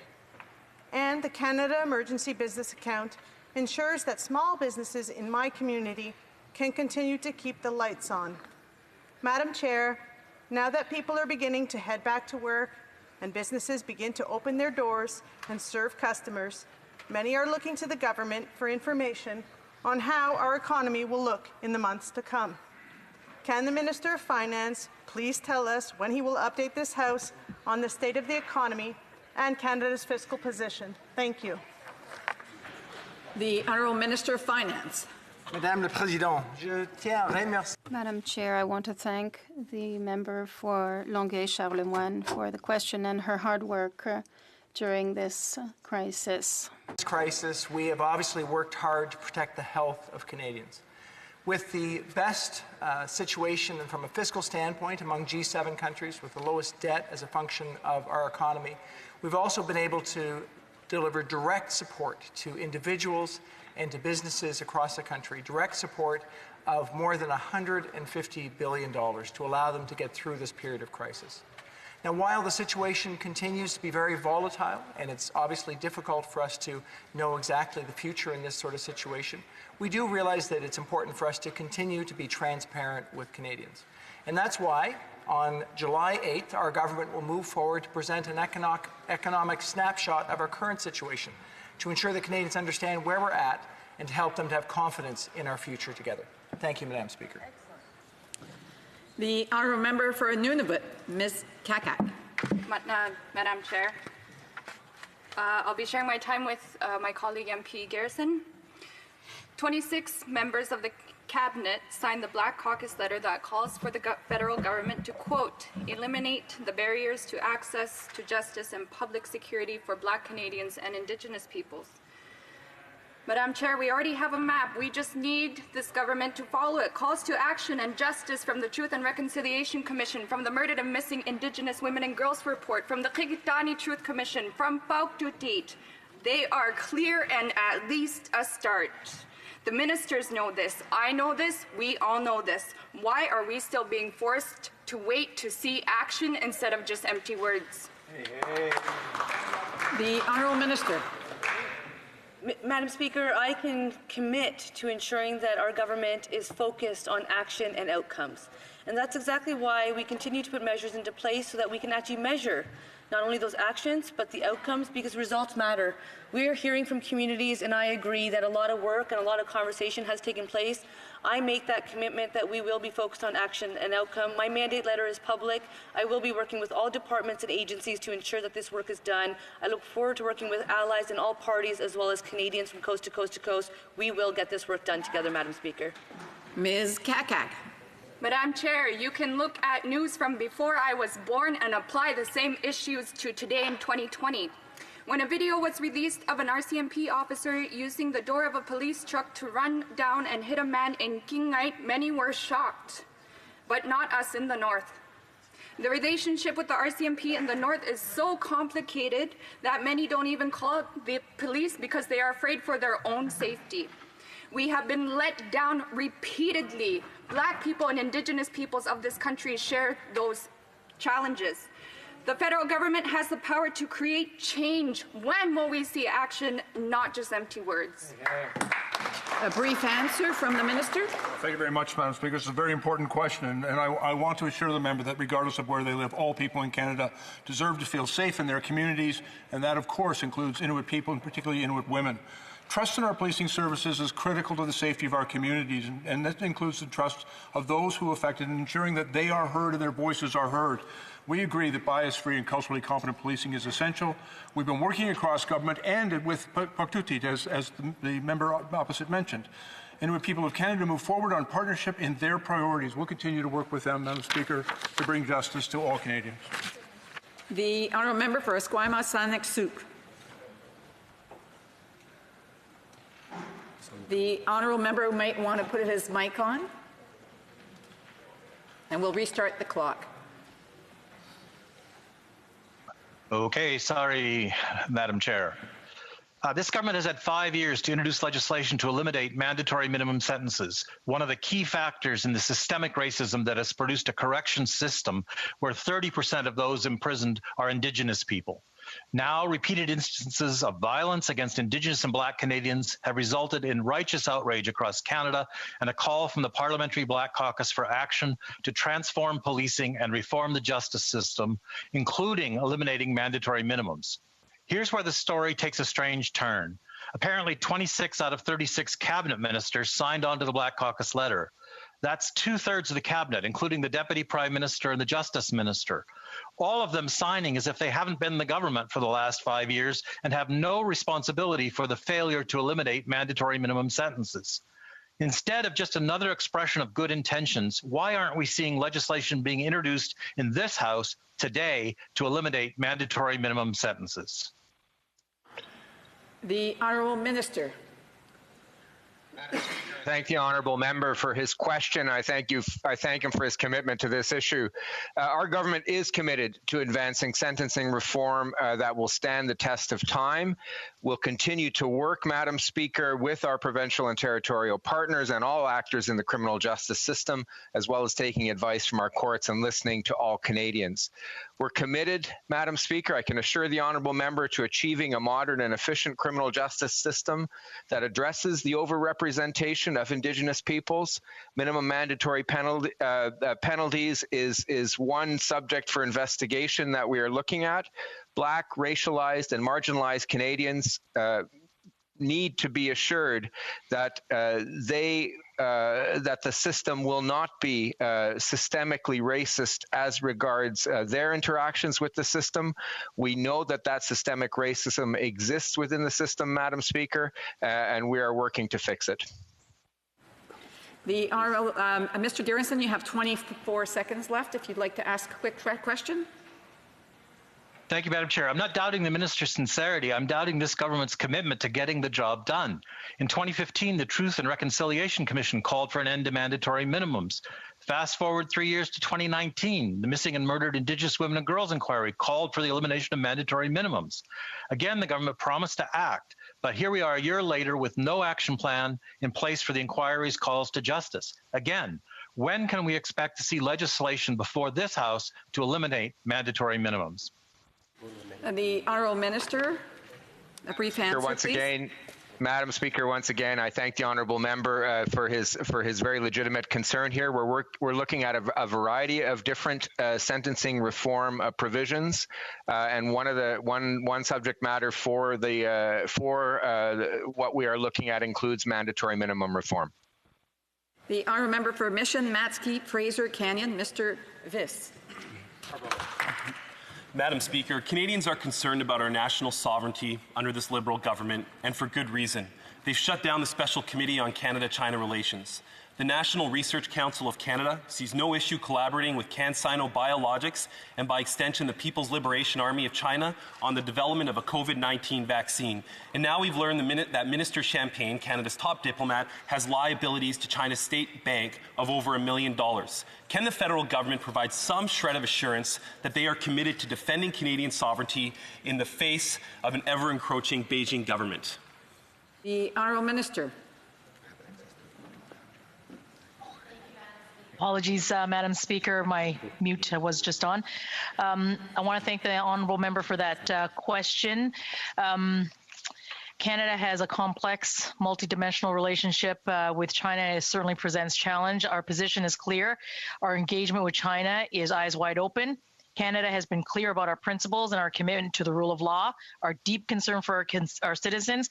We continue to advocate and fight for the release of our Canadian citizens in Michael Spavor and Michael Kovrig. We continue to defend our farmers and our producers.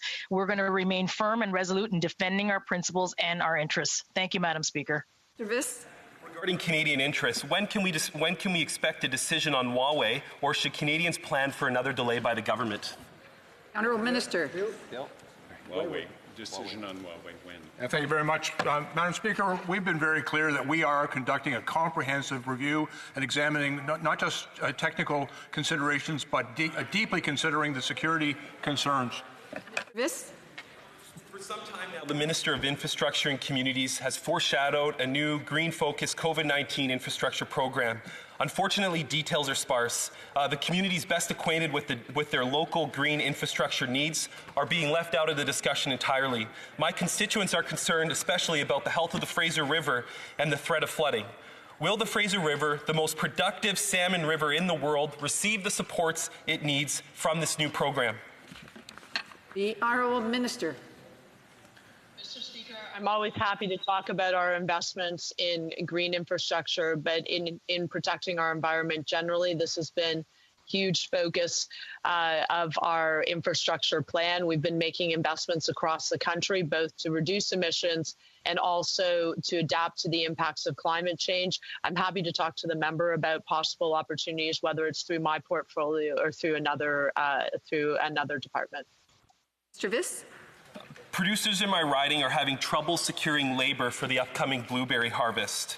What will the Minister of Agriculture do to encourage laborers to return to work, to protect Canadian food security, and make sure that our blueberry crop, a staple crop in the Fraser Valley, is taken care of this year? L'Honorable Ministre. The Honourable Minister. Thank you very much, Madam Chair. In the agricultural sector, it's clear it is going through a very tough time, and we're encouraging it through various measures. Canadians are working on farms, and that is why we've transferred to $3 million to enhance salaries of agricultural workers.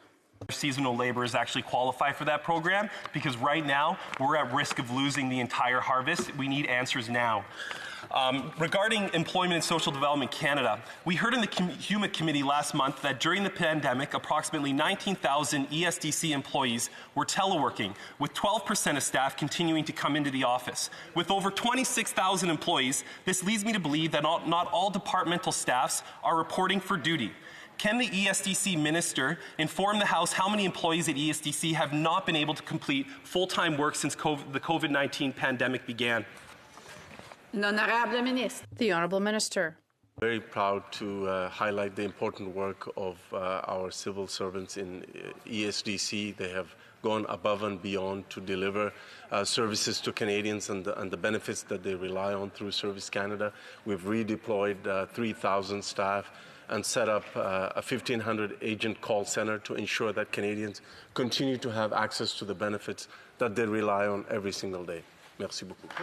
Thank you very much. 4 seconds left. I was driving by the grocery store the other day and I passed by my local Service Canada office. I'll note that the employees at my grocery store make minimum wage, yet the employees at Service Canada make a lot more than that, but they don't think they can go back to work. When will we get our employees at Service Canada back to work to support Canadians and do the excellent work that they're capable of doing? Brief answer from the Minister. Madam Speaker, it's really unfortunate for the Conservative Party to dump on our amazing world-class civil servants. They're doing an amazing job. They've gotten amazing time to process benefits for Canadians. They've redeployed and done heroic work to get benefits to Canadians, and it's a shame that that party puts them down every single chance that they get. Mr. Viss, I would ask you not to interrupt others while they're speaking, out of respect for the House and out of respect for whoever has the floor, similar to when you have the floor as well. Nobody interrupted you. At this point in time, we're going to take a pause for change in staffing, and we'll be right back.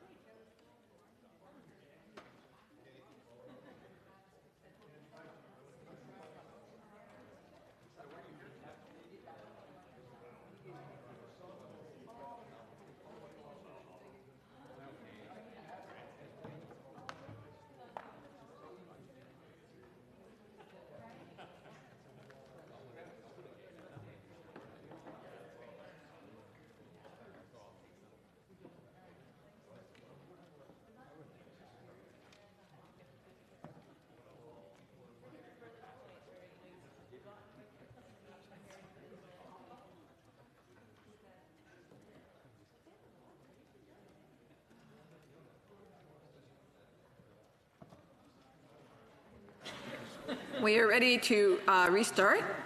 The honourable member for Huron-Bruce, Mr. Long. Thank you very much. My first question is for the Ag Minister, and I know that she's been asked this question many times, and it's in regards to carbon tax. And nothing seems more unfair to Canadian farmers than carbon tax, a carbon tax that is applied when you heat your barn for your chickens and your hogs, your layer hens, and as well in the fall when you go to dry your crops, you're charged this carbon tax. I just wonder if she's given any chance to think further about it and has an update for farmers across this country on how she plans to stand up and help them out a bit. Thank you. The Honourable Minister. Thank you, Madam Speaker. I just want to confirm that our pollution pricing policy is still designed to grow a clean economy, and we are planning on doing a review in 2020 for the sectors who are most affected in terms of trade. And for more details, we can refer to my colleague, the Minister of Environment. Thank you. Mr. Loeb. Last time I was here for this version of Parliament, I was asking the Minister of Agriculture about AgriStability, AgriInvest, the basic farm programs that would help farmers in tough times. And she referred to the website, and the farmer could plug in his numbers, and she referenced that one of her farmers was going to get $11 a head for AgriStability, which I'm sure she regrets saying at this time. Has she had a chance to further review this, to take a look, to see what's out there? I receive still daily calls from farmers in my riding, pork farmers from my riding, that need support, and it seems like they come up empty every time. L'Honorable Ministre. The Honourable Minister. Madam Speaker, so the business risk management programs are very important for our sector, and we're grateful in Canada to have these programs. We're working hard with the provinces to improve them, and AgriStability is one way to support farmers when they have a loss in revenues. And when we talk about the pork sector in particular, it's the agri-recovery, and the provinces are responsible to put in place the program. Thank you. Mr. Lobb. Well, that's putting a lot of burden on the provinces, I would suggest. I mean, they're responsible for education, they're responsible for the delivery of health care, many other things. And if you're trying to tell farmers today there's no help from Ottawa in regards to the support programs, I think they would be very disappointed to hear that. Is that what the minister is saying here today, that it is up to all the provinces and premiers to come up with these programs and that they'll go it alone without federal support? Is that what she's saying, beyond AgriStability? The Honourable Minister. Absolutely not what I said. The business risk management programs are cost-shared programs, 60% coming from the federal government, 40% coming from the provincial government. When we're talking about agri-recovery, we move this program forward province by province. Mr. Lobb. Well, the minister is welcome to come back to Huron-Bruce anytime she likes and give that answer to pork farmers or just farmers in general, because they will not like that answer she's provided them. I have a question to the finance minister, if possible. I think that we know where the expenditures are roughly going to be for this year, and they're going to be in the neighborhood of $600 billion plus. I wonder if he's had an opportunity to take a look at what next year's expenditure would be. I wouldn't ask him revenue, because that is going to be a little difficult to look at, but on the expenditure side, does he have a range that he could provide this House today? The Honourable Minister of Finance. Mr. Speaker, we will continue to provide updates to this House and to Canadians on the spending that we're doing in order to support them and to support enterprises to get through this time. We've provided details to the House of Commons Finance Committee on our expenditures to date. And of course, we will continue to support Canadians, and the measure of that support will be directly related to the challenges that they're facing, and that will follow the health outcomes in our economy. Mr. Lobb, a brief question. One other question. I had an email from a constituent yesterday, and it's in regard to the charitable tax credits. And I wondered if the ministers looked at raising those rates to allow for people, generous people in our communities, to maybe make a larger donation to a charity that may be in need. Is that something they've looked at near term or in the long term?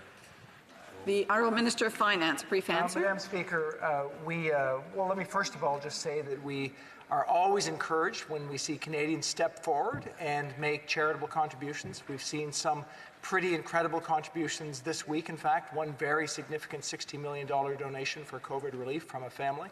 So we're going to continue to advocate for that. We have a very, very generous program of deductions available for charitable tax approaches, and that system is one we'll continue to look at in the future. The honourable member for Beauce, Mr. Lehoux. Madam Chair, in my riding, foreign workers are essential for the survival of our companies, including Groupe Ferty in St. Marie.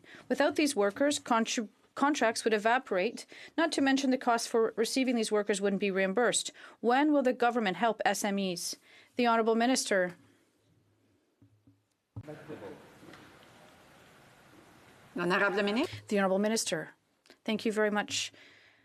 I agree with my colleague in terms of foreign workers. They are absolutely essential for our sector in terms of agriculture, and that is why we're investing $50 million to help them to establish the necessary measures in terms of mandatory quarantine. Mr. Lehoux. Madam Chair, my team is flooded with calls from SMEs that don't know how to manage without foreign workers. Since there are 338 of us, this makes a lot of calls. Imagine all these companies across Canada. They receive some financial support, but they need personnel now. What can the government tell them? The Honourable Minister. Madam Speaker, in order to ensure labour market needs in key sectors continue to be met, our government is facilitating the safe arrival of temporary foreign workers to Canada. For temporary foreign workers who are already in Canada and impacted by COVID-19, we have additional strategies in place to address work rights and status restoration. We are continuing to ensure that we have the people we need to fill the essential jobs that Canadians rely on. It's important we recognize the important work done by temporary foreign workers in Canada. We'll continue this program. Thank you. Monsieur Lehoux. Mr. Lehoux. Mr. Lehoux. Madam Chair, companies are having a hard time recruiting local personnel, notably because of the CERB. The CERB. Small businesses need staff to survive, and this means foreign workers as well. When will the government help them? The Honourable Minister. Madam Speaker, it's very important to understand that as we move forward with our extension of the CERB by 8 weeks, that we continue to signal to businesses that we do not want to disincentivize work. In fact, that's why we're beefing up our attestation to include a requirement on workers to seek work and to take it when it's reasonable to do so. We know that there are jobs out there, Madam Speaker, but there are also many, many Canadians who cannot find work, and we are there for them. Thank you.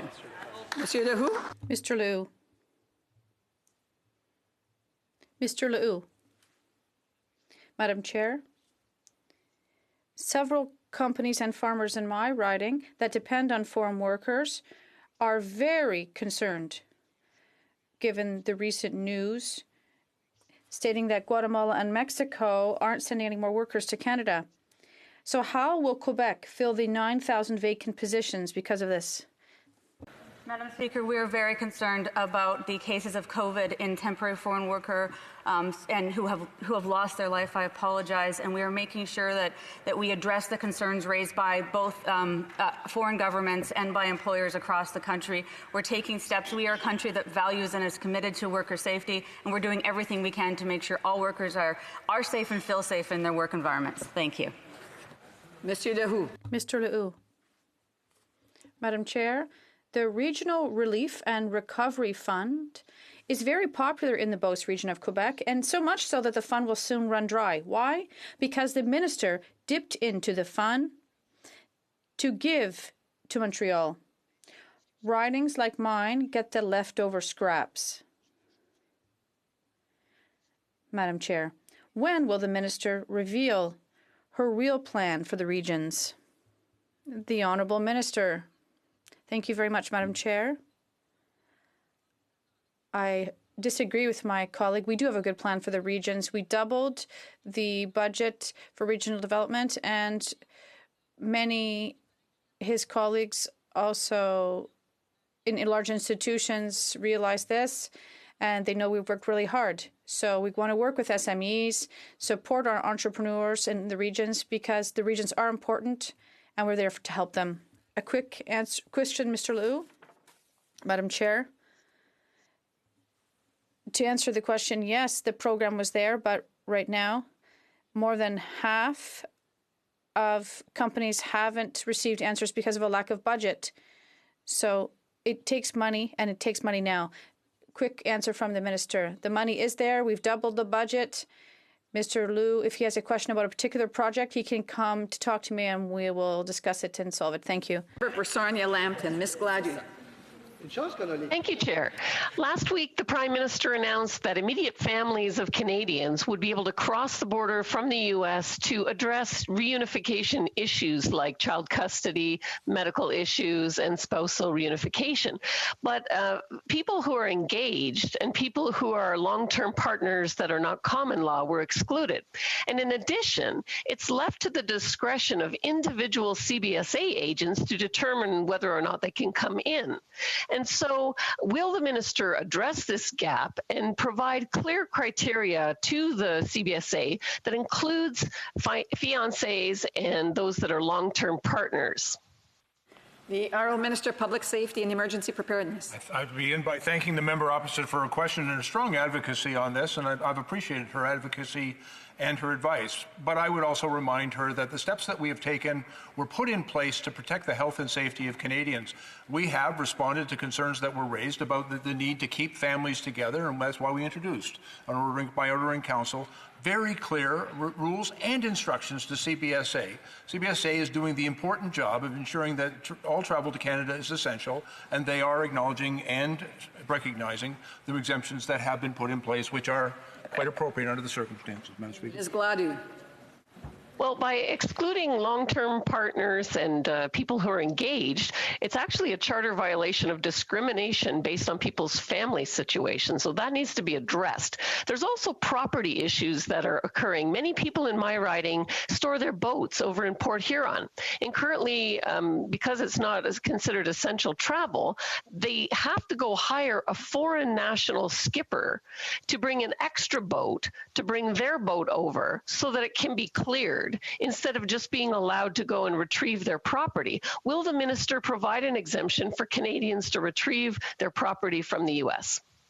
The Honourable Minister. I thank the member for the question, and I'm not without sympathy to Canadians that find themselves in that position, but I would simply remind the member and all Canadians that our first priority has to be the health and safety of Canadians. You know, we have to have put in quite appropriate and necessary restrictions on non-essential travel. We're working very closely with the provinces, and I will tell you that there have been strong concerns expressed by our provincial partners about ensuring that all travel, international travel coming across the Canadian border, is in fact essential. And so we are doing our best to uphold those rules, and at the same time, when people are faced with these difficult situations, we'll work with them to try to find solutions to their concerns. Exactly.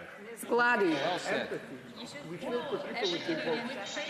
Truckers are going back and forth across the border every day, as are other folks conducting commerce. There are many Canadians that own property in the U.S. that are not allowed to go to their property, which is a condition of their insurance and is causing some hardship. So will the minister create an exemption for them?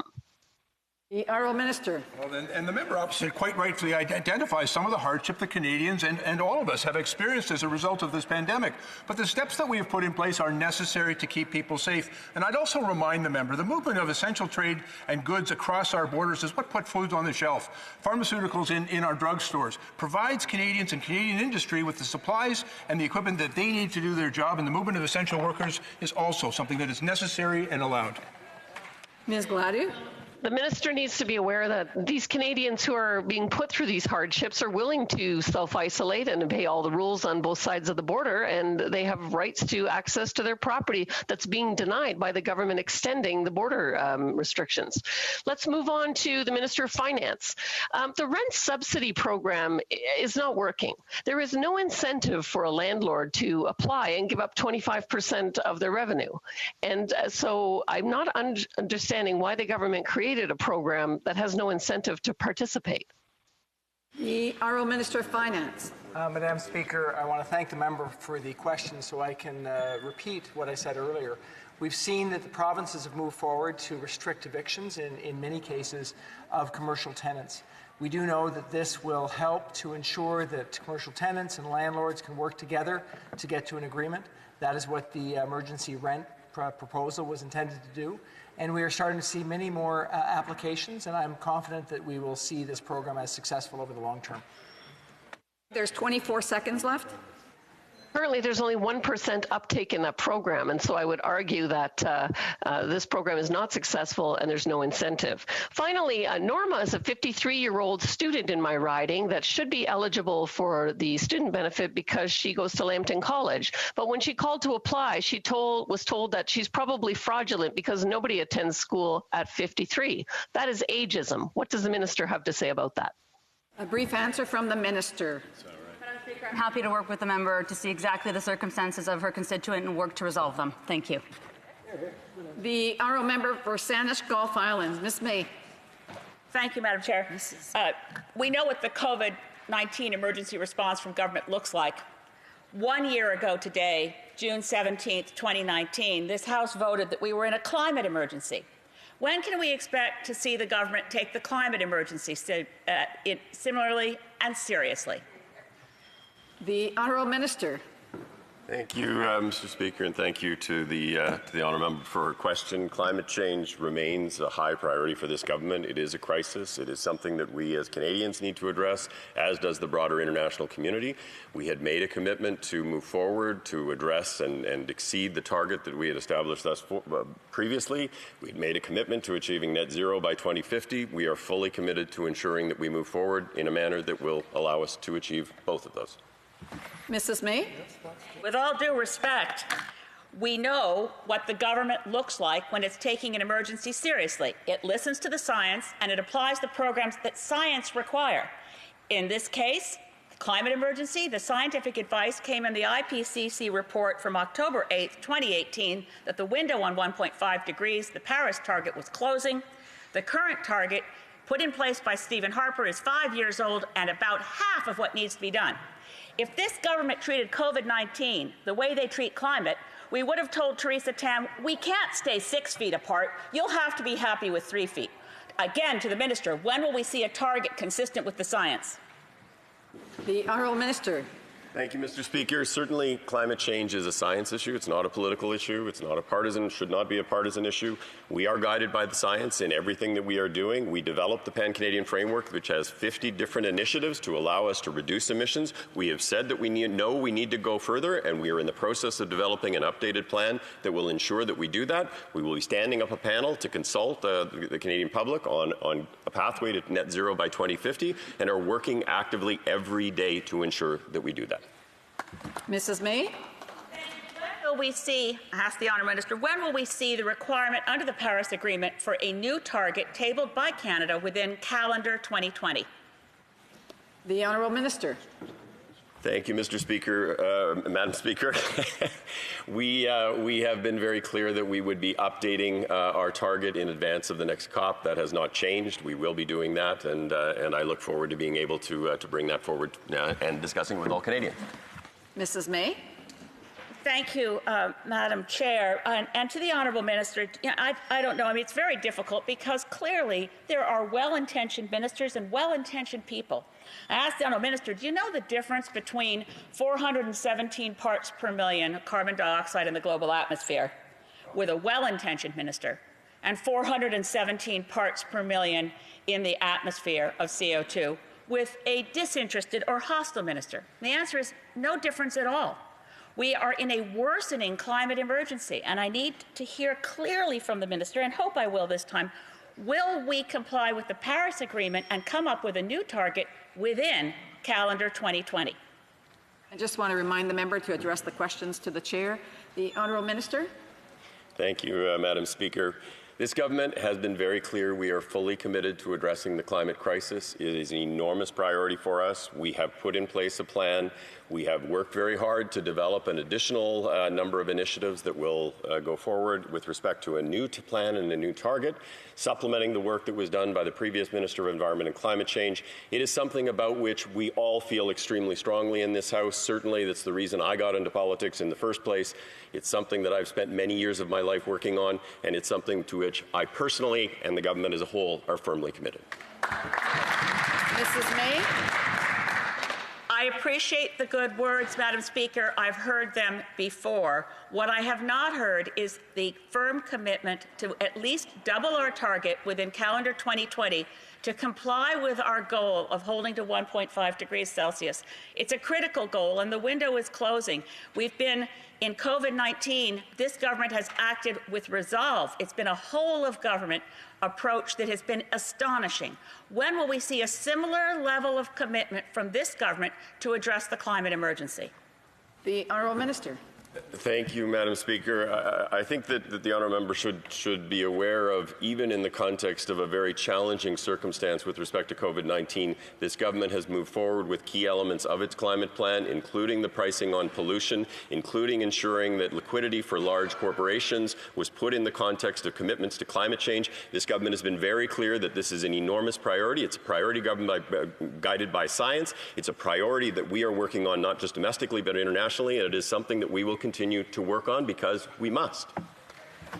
The Honourable Member for Windsor West, Mr. Massey. Thank you, Madam Speaker. I'll be splitting my time with the member for Timmins James Bay, Mr. Angus. Bonifacio Romero died May 30th. Rogelio Santos died June 5th. Both were Mexican migrant farm workers who died of COVID-19 in Leamington. They died alone, they died without their families, and they died in our country when no one cared. Can the minister tell the families of Mr. Romero and Mr. Santos what they have to say about their deaths in our country? The Honourable Minister. Madam Speaker, on behalf of the Government of Canada, we are deeply saddened by the deaths of these two temporary foreign workers. It shouldn't have happened, and it did. We're working very closely with Mexican officials. We're working very closely with the employer. We're digging in. We put in place robust quarantine measures that yielded very good results instead of worker safety. We're now trying to figure out how perhaps for community transmission this happened, but I can assure everyone in this House we are very sad and we are working to correct these incredible, deplorable situations. Thank you. Mr. Massey. Saddened is not sorry. Saddened won't change the lives of their loved ones and their families without them. When the minister signed the access into our country, the issues around migrant workers and the way that they're treated in our country are well documented by Migrant Workers Alliance and others for decades. When the minister signed them coming into this country and the conditions of COVID-19, she signed their death warrant. What does the minister have to say about the fact that they knew about these issues and they did nothing about protecting those workers before they came into Canada? The Honourable Minister. Madam Speaker, indeed, we are terribly sorry that this happened in Canada. This shouldn't have happened, and we're working very hard to figure out what happened.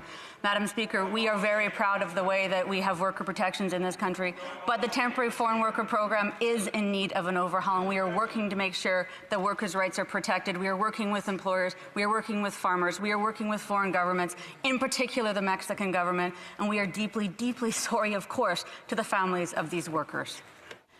Just the question, there's 20 seconds left. Well, Madam Speaker, I will not be heckled by being shameful for raising this issue and raising what really took place here. These issues are real. They are not new. They didn't happen just this last month. They've been very real in front of our country, and I will not be told to be shameful, or I'm shameful, by raising these hard issues in this chamber. I'm proud to do so on behalf of those workers and their families. A very brief answer from the Minister.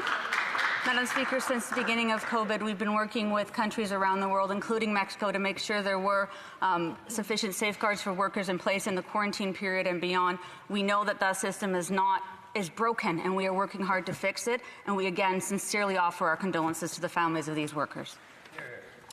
The honourable member for Timmins James Bay, Mr. Angus. Thank you, Madam Speaker. This week, the Minister of Indigenous Services signed a letter to his own cabinet colleagues, calling them not to block justice for Indigenous and Black people. Now, this is a minister whose own department and government has been found guilty of, quote, willful and reckless discrimination against First Nation kids. So why doesn't he just take a spoonful of his own medicine and end the legal battle against First Nation kids? The Honourable Minister. I thank the member for the question. And indeed, as the Prime Minister has said time and time again, as we have said time again, we will compensate First Nations children for the harm that they have suffered there. The member knows this well. There are 3 cases that are outstanding, and we are making modest progress, but a very positive progress on these cases. And I hope to have more information to share with the House at a later date. Mr. Angus? Modest progress. I mean, this week, the minister was willing to chastise the RCMP commissioner and rebuke her for her failure to live up to the best. Now he's telling us modest. I don't know if you read the Human Rights Tribunal. It found his government guilty of, quote, willful and reckless racial discrimination that was, quote, intentional, with no regard for the consequences of children, and children have died. Is he willing to say that his ongoing legal battle that is now up at $10 million is modest progress? The Honourable Minister. Madam Chair, in the course of implementing those court orders, the budget of Indigenous Services Canada allocates over $600 million to achieve equity between First Nations children and non-First Nations children. This is a significant progress over years. Progress is slow. It is sometimes too slow, and we keep moving aggressively to make sure that First Nations children aren't left behind. We will continue to do so, Madam Speaker. The last question, Mr. Angus. Well, thank you. Let's talk about how they implement this budget. So in order to pretend compliance with the Human Rights Tribunal, his officials told Child and Family Services that they had a, quote, unlimited prevention funding for prevention work. That was his quote. And then after the organization spent the money, he refused to pay. So in Saskatchewan, they're owed $47 million. So why doesn't he stop telling people how to take the knee and tell us that he is going to pay that money that was promised to frontline child and protection services across Canada? Brief answer from the Minister. Well, Madam Chair, as part of implementing Child and Family Services legislation reform, we're moving forward with First Nations to ensure that they exercise that right of self-determination, to ensure that they have control and custody over their children. We will absolutely continue to do so.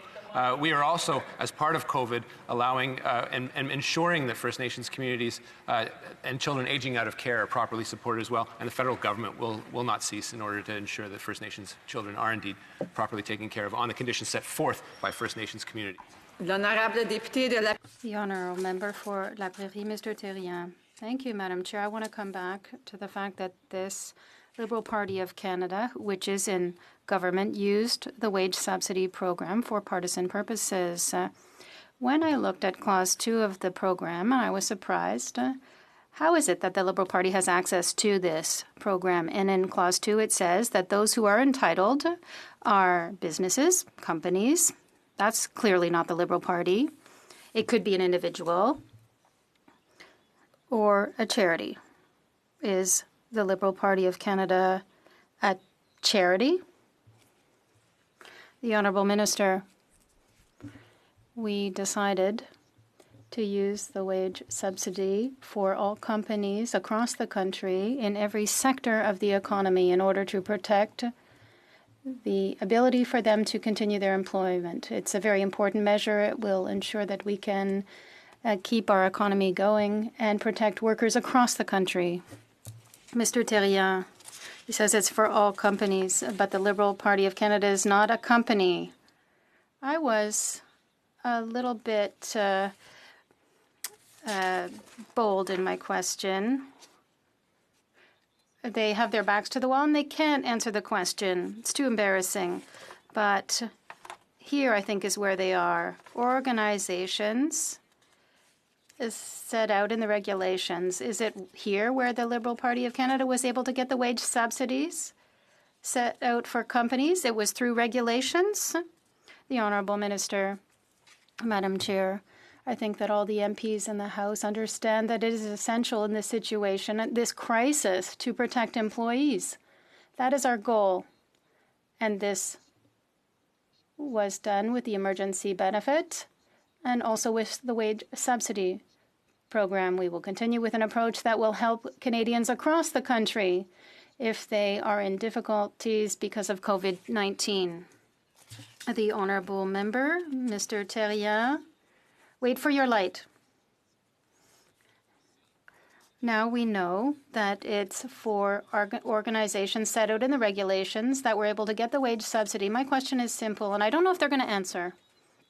What minister had the good idea to say, well, we in the Liberal Party of Canada should be able to take from the cookie jar and let's do it? Who had the unfortunate idea? Which minister? The Minister of Finance or the Minister of National Revenue? The Honourable Minister of Finance. Madam Chair, we decided as a government that it's necessary to protect every company across the country if they had a decrease in revenues because of COVID-19 as a result of this situation. This would help protect their employees, protect their income. This is very important, and this way we will have a better situation after the crisis for individuals and for companies. Mr. Thériault. We're not moving very far ahead with these answers, but my questions are, here we have a minister in the Liberal Party of Canada who said, we're going to put this in the regulations and we're going to put the money in our pockets. This is a conflict of interest, or so it appears. So who's responsible for this conflict of interest within the government? The Honourable Minister. Madam Chair, we decided to help Canadians who were in need, people who were in a difficult situation and needed to have government assistance. This was our approach. A business that had a drop in revenues has an opportunity to get the wage subsidy in order to retain their employees. Mr. Thériault. He is continuing. The Liberal Party of Canada is a company. It's the Minister of Finance telling us that that's pretty much it. During the pandemic, there were deaths, 5,282. 8,000 plus in the rest of Canada. There were people who were sick. There were people who suffered in isolation. There were companies that went bankrupt. There were people who lost their jobs. This party was putting money in their pockets all the time. Is that what they did? I would remind the MP to address his remarks through the chair. The Honourable Minister. The Honourable Minister. We know that there are people across the countries and sectors that are suffering and in difficulty, and that is why we decided to ensure that everyone who was in difficulty could have access to our programs such as the Canadian Emergency Response Benefit, the Wage Subsidy Program. This is a good approach and a good approach to improving our situation. Mr. Thériault, you have 20 seconds. So 10% for payroll to 75%, and now it's 6 months. Who in the government started to say, well, this is a good idea, we want more? Who in the government is guilty of doing this so that they could put money in their pockets? Brief response, the Minister of Finance. Madam Chair, as I said, our government together decided it was necessary to protect Canadians across the country in every sector in a difficult situation because of COVID-19, and this is a good approach. The honourable member for Carleton, Monsieur Poilievre. So there will be no budget, and there will be no fiscal update, but there will be a snapshot. The dictionary defines snapshot for a hunter as a shot quickly taken without deliberate aim. Is that how the minister describes his own spending? The Honourable Minister of Finance. Madam President, we know that it's important to continue to be transparent with Canadians, and we're looking forward to, now that we're in a more stable situation, provide some understanding of our situation from an economic standpoint. That'll provide Canadians with the information they know they need to have confidence. Monsieur Poilievre. Mr. Poilievre. We right through them. Hopefully we can get some snapshot answers. Minister, will the minister indicate whether his snapshot will show the debt exceeding $1 trillion? The Honourable Minister. Madam President, I am looking forward to providing the economic information on July 8th, at which time Canadians will get a good understanding of the investments we've made and our underlying economic situation. Monsieur Poilievre. The question was, will the debt exceed $1 trillion in this fiscal year? Monsieur le Ministre. Minister. Madam Speaker, we will look forward to providing the information that Canadians need in order to give them a good understanding of not only investments, but how we've protected them during a difficult time.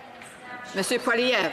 Mr. Poilievre. Anyone looking forward to a $1 trillion debt? Can you at least confirm whether or not we will have one this year? The Honourable Minister. Again, Madam Speaker, we are looking forward to providing the information that will come out in our July 8th presentation, which will give Canadians a good summary of not only what we've done, but the framework for what will be. Mr. Poilievre. Some snapshot, Madam Chair. According to the prestigious accounting firm MNP, half of Canadians were $200 away from insolvency at the end of every month. After the COVID disaster and future interest rate hikes, how many does the minister expect will reach insolvency in the next couple of years? L'Honorable Ministre. The Honourable Minister. I think, Madam Speaker, the important thing for us to acknowledge is that going through a situation this difficult, Canadians have needed to get support from the federal government. And that's why we've moved forward with the emergency response benefit. That's why we've helped enterprises with the wage subsidy. And those programs have helped put a significant amount of money into Canadians' pockets. Mr. Poilievre. Again, no answer. Now let's move on to infrastructure. The government says that it has funded 52,122 infrastructure projects. Will this snapshot give the date, location, cost, and project description for every single one of those projects? Yes or no? Mr. Speaker, Budget Officer has confirmed our historic Investing in Canada plan continues to create jobs. We are up from 31,000 full-time equivalent jobs in 2016 to more than 91,000 jobs last year. We've invested in more than 53,000 projects confirmed by the Parliamentary Budget Office, and that more than $51 billion. Mr. Poilievre. Yes or no, will the government table a list of all 52,122 projects? Yes or no?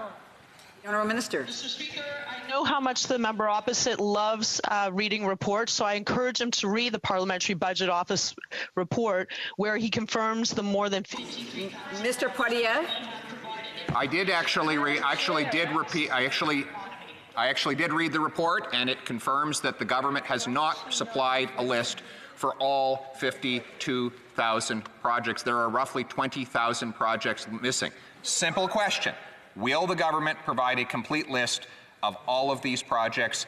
Yes or no? The Honourable Minister. Mr. Speaker, can the member opposite confirm yes or no? Has he actually read the report? Because we have provided details of those projects to the Parliamentary Budget Officer, and he should be jumping for joy because we have created more than 91,000. The Honourable Minister, I am watching the time. The Honourable Minister. Thank you very much. And the Honourable Minister. The Honourable Member for Mr. Poilievre. Sorry, Thank you very much. The Minister asked me a yes or no question. Have I read the report? Yes, I've read the report. Yes, that it is possible to answer a yes or no question in the House of Commons, so I'll give the Minister a fourth opportunity to do so. The Parliamentary Budget Officer says there are roughly 20,000 missing projects. Will this snapshot we expect in July provide a complete list of those projects? Yes or no? The Honourable Minister. Mr. Speaker, I want to make it, Madam Speaker, I want to make it 100% clear that the PBO officer confirmed that these projects exist, that they are creating jobs across the country, that they are growing our economy, and we are going to continue moving forward. But let me remind everyone in the House and Canadians that the member opposite was part of a party that wanted to cut infrastructure programs. So I'd like to know which of the 53,000 projects the member opposite would like to cut.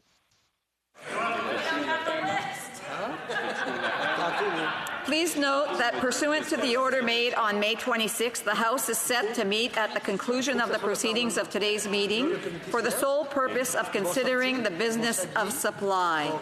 Le comité va donc s'ajourner. As such, the committee will now adjourn and the House sitting will begin shortly. The bells will be rung to call in members, and a parade will begin the sitting.